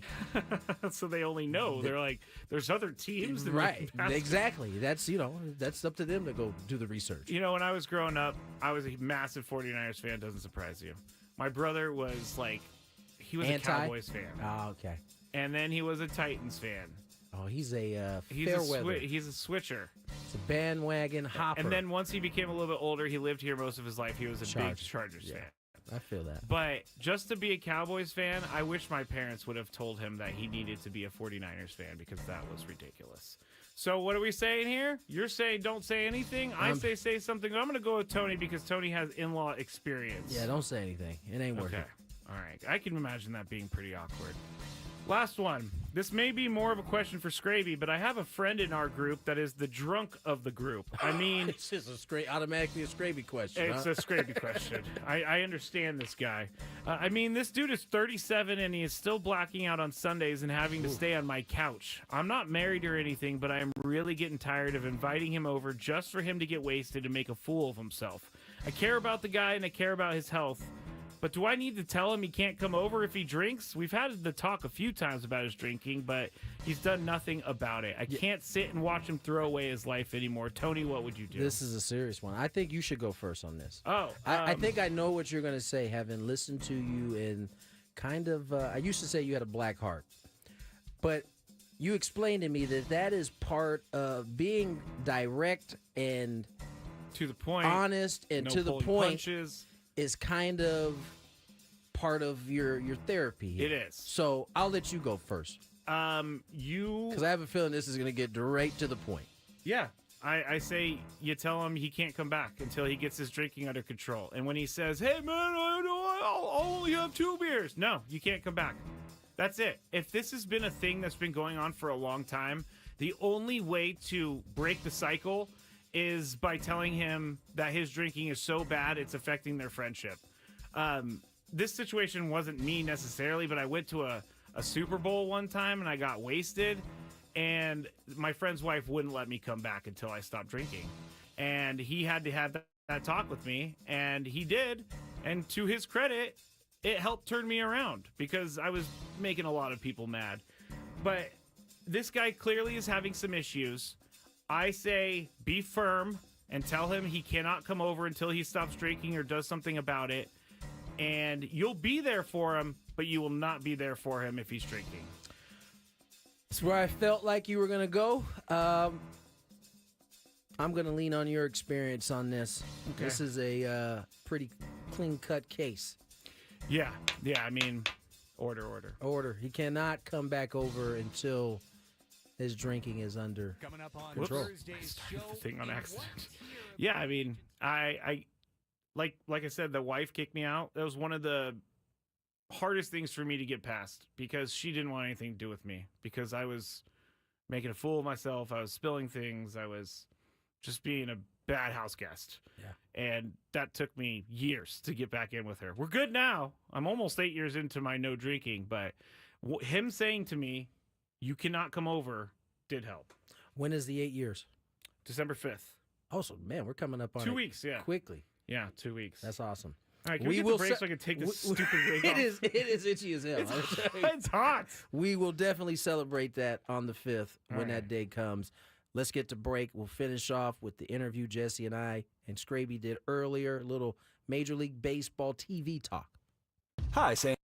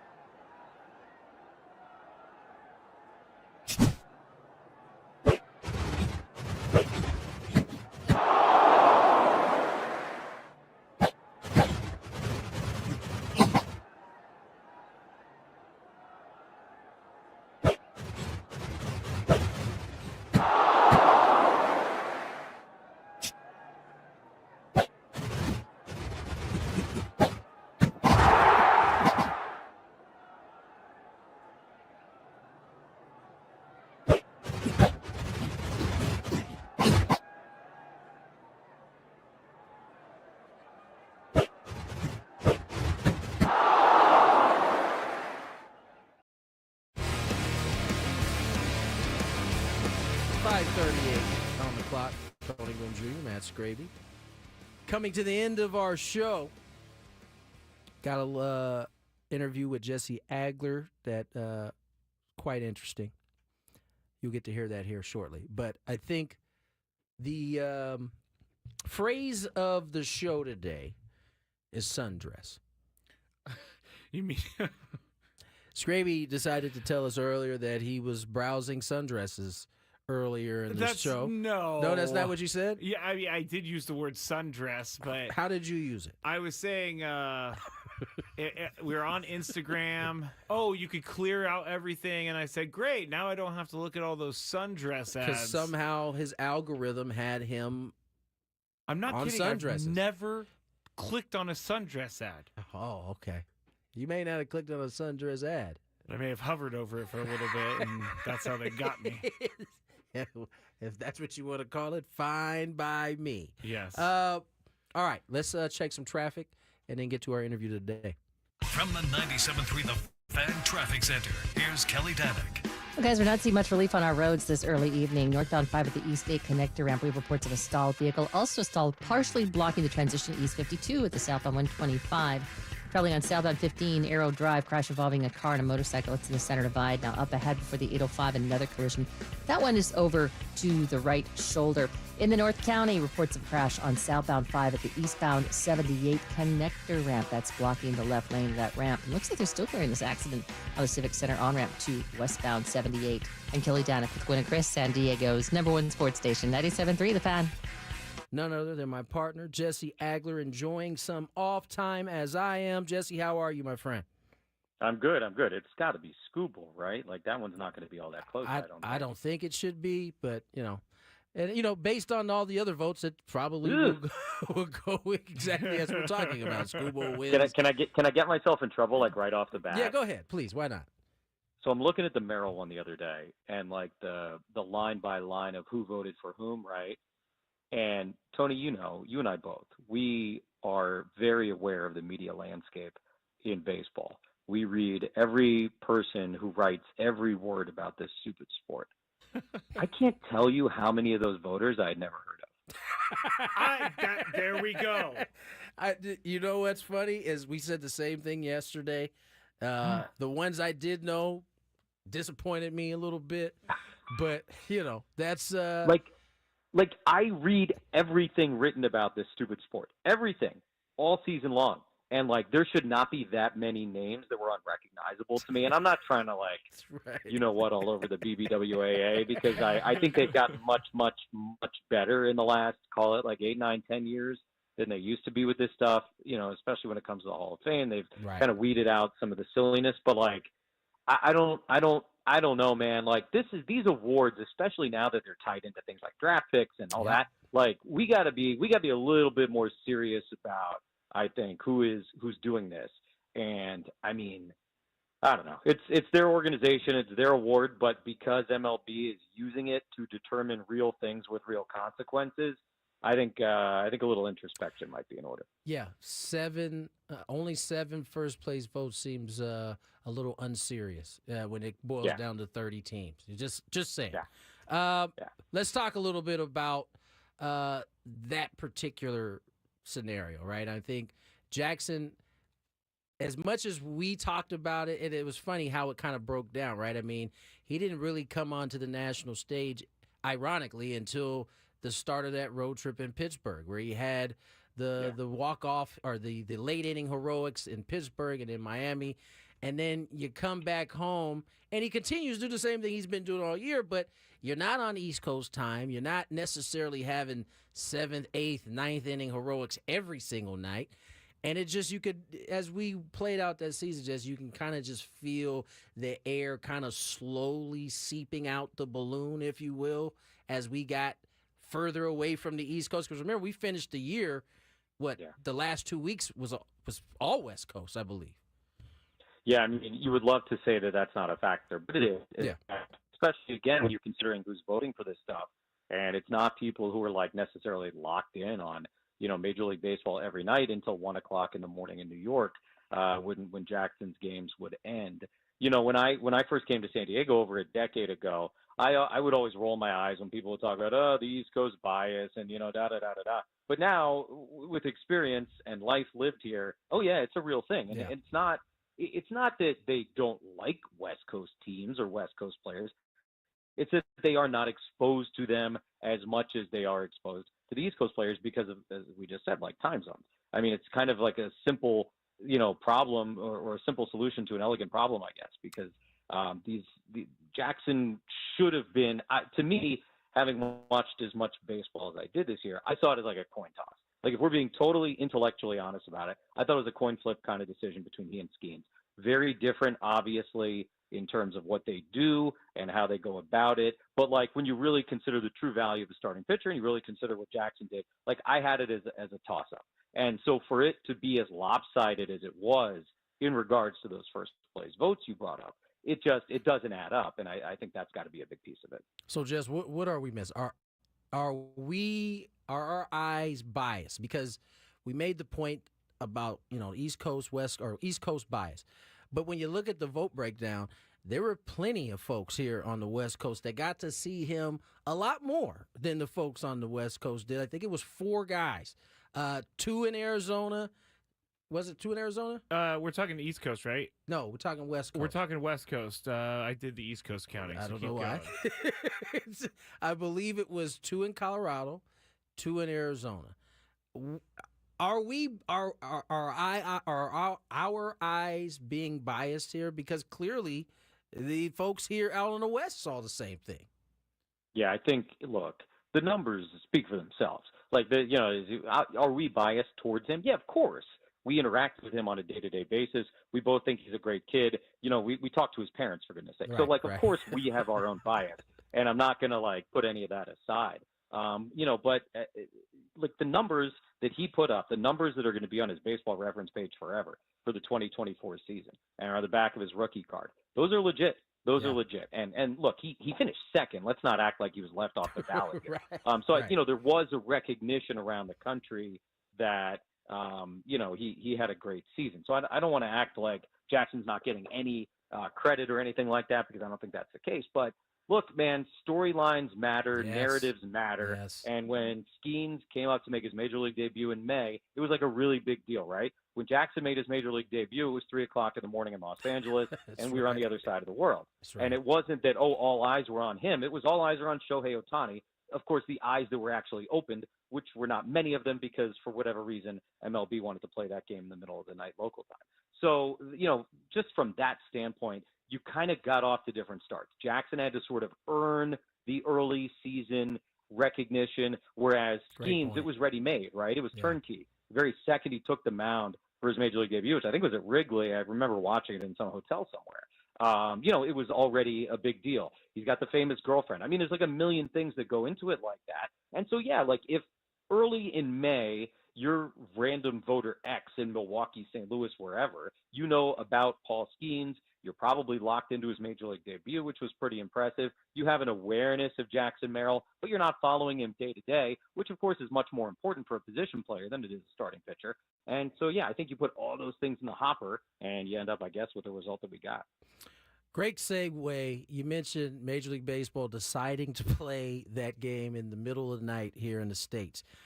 Major League Baseball has some pretty big ideas, all really kind of surrounding 2028. I think everybody knows that there has been a bit of a hiccup, if you will. I think that's the politest way you can say it, and how the local deals have ended up turning out. Major League Baseball has this grand plan of basically at some point being able to own the rights to all the teams and kind of divvying up the way the NBA does, right? They sell a bunch of national packages, and, based on the article that I read from Evan Drellich today, the rest would kind of be divvied up. ESPN kind of wants to handle the local part of it. I thought this was a fascinating story, and there's so many different tentacles that are kind of involved with this whole idea. What are your thoughts on this in terms of how this could end up working out in the end? Yeah, I mean, it's fascinating. Like, I think you'd be very hard to make an argument that this is not the biggest story in Major League Baseball, the NBA, and the NHL. Yeah. The NFL obviously is on its own program. It's all national, right? There's no local telecasting. So it's kind of off to the side and doing quite fine for itself, obviously. But, for those other three leagues, there is no more important thing happening right now because those leagues have benefited greatly from what I think it's fair to call a bubble that has burst. We all remember the real estate bubble and what happened, 2 decades ago and the changing of the economy. That's basically what's happening on a much smaller and less significant scale with these, regional sports networks, which for a long time were pumping a tremendous amount of money into the teams. That bubble has burst. That money is no longer there. And so, Rob Manfred, put on his little thinking cap and he's come up with this idea. You like the visual of like, all right, if we're able to get everybody in the same pool, we can go to the Amazon, the Netflix, the ESPN, the Hulus, whoever, right? And, put these packages together that we can maybe get somewhere close to the amount of money per team that we used to get. And that sounds great and it sounds sensible and logical, and it is. It's all of those things.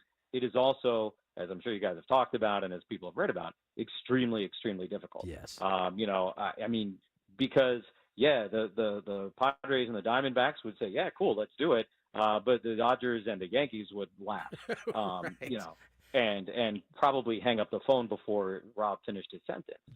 But that's where it is today. Yeah. And there are 2 more years, before this really becomes a little bit more imminent and what he wants to do. Look, baseball is very strategic the last few years. They don't say things publicly for no reason great like point. this. We heard about the pitch clock years before the pitch clock actually happened. Then it was in the minor leagues, and then eventually it got here. They know what they're doing. He knows what he's doing by having a little bit of like a coordinated media blitz here this week, talking about, 2028 and wanting to do this. So that tells me that maybe the Dodgers and the Yankees and the Cubs and the Red Sox of the world are a little bit more receptive to this than we might all think. I don't have any inside info, but it's going out on a ledge if you're Rob Manfred, who's, by the way, says he doesn't want to be commissioner much longer after that. So he's trying to set this thing up, make it his legacy. That's right. That this would be a thing. So he's shooting a shot. He's swinging for the fences. And, we'll see how it goes. But look, it's really, really complex. It's really, really fascinating. It's very real money at stake. It will be a big part of the CBA negotiations. Remember, the CBA, only 2 more years left on it, 25 and 26. So presumably 28, when he says all of this could be happening, is going to be part of the next CBA. Are the owners going to use this to try and get a salary cap in there? Because remember, like NBA, NHL, they've got salary caps, and basically all the revenue, every bit of revenue, merchandise, tickets, everything is split between the players and the owners. It's a very different situation in baseball, where there's different pots go different places because there is no salary cap. So there's a lot of stuff going on with it. I'm fascinated to see how it all turns out. The reality is we are in a moment of great disruption in the cable industry, and that's going to hit those three leagues very, very hard. I likened it to herding cats because, I mean, you have so many different areas. It does. It seems like a great idea. It is a great idea, but you're also going to have to get the players union in on this as well, which we know can be a sticky situation. So we got. If you're Tony Clark, what's your motivation, right? Right. You're like, all right, if I'm gonna help you down this path, like where's it? What's in it for my guys? And they better have a good answer to that question. Right, because what we do know is that for years, for as long as they've been having this, players have been absolutely steadfast against the salary cap. And so if it's going to start there, you can imagine this is going to be an extremely tough negotiation. But I think the most important part is when there's a will, there's a way. And you mentioned it. This is a legacy deal for Rob Manfred. So he has a vested interest in seeing this get done and be a part of his legacy as he exits. Jesse. For sure. And look, he can do it without the Dodgers and the Yankees. He can do it with 20 teams. He can do it with 22 teams. He can do it with 17 teams. And, like, for the fans of those teams, that will be great. But he's not going to be able to sell it for nearly as much and get in the amount of money that he wants, to whatever streamer or operator that he wants to without, those marquee teams. One of the things that was said in that article was they think it can get done because it's likely trading, basically trading. Right. Apparently, right now, the revenue sharing is at a certain level. That would most certainly have to drop if you are going to bring along Yankees and Dodgers, who are pretty much printing money because of their own TV rights and owning all of their own stuff, to get them involved in it. But at least the way Rob Manfred was talking at this point, he seems to be spinning on the positive side of this happening. They got some time to figure it out. Jesse, as always, man, appreciate you coming on and spending some time with it. I hope you're enjoying some time off finally, my friend. Yeah, you too, although obviously lesser than me because you're there every day. But yeah, man, always a pleasure and anytime, of course. Thanks, Jesse. Always fun to have my guy Jesse Agler on. Catch up. Always feel smarter after I end up in a conversation with him. Before we go, some quick news. Take this how you want. But Jim Bowden says that there's an 85% chance that Roki Sasaki does not sign with the Dodgers. I don't know, how he came up to the 85 percentile area, but that's pretty high. 85 to 90. I didn't see the 85 to 90 part. I just saw 85%. We're going to get into it. I have the audio in the Skraby show. Oh, you Skraby Thank fans you, Jim are Bowden. just in time. Oh, yeah. The Skraby Chronicles up next. Back at it tomorrow. Short show. Little Thursday night football to follow. Enjoy my man, Matthew Skraby. I got one thing to tell everybody. Okay, sorry, we're not leaving yet. The 5 o'clock football hour is presented by Buffalo Wild Wings, where B-Dubs is football. Visit Buffalo Wild Wings every Wednesday for half-price apps and $2 off all tall drafts. Go there right now. Listen to the Skraby Show on the way. Good night.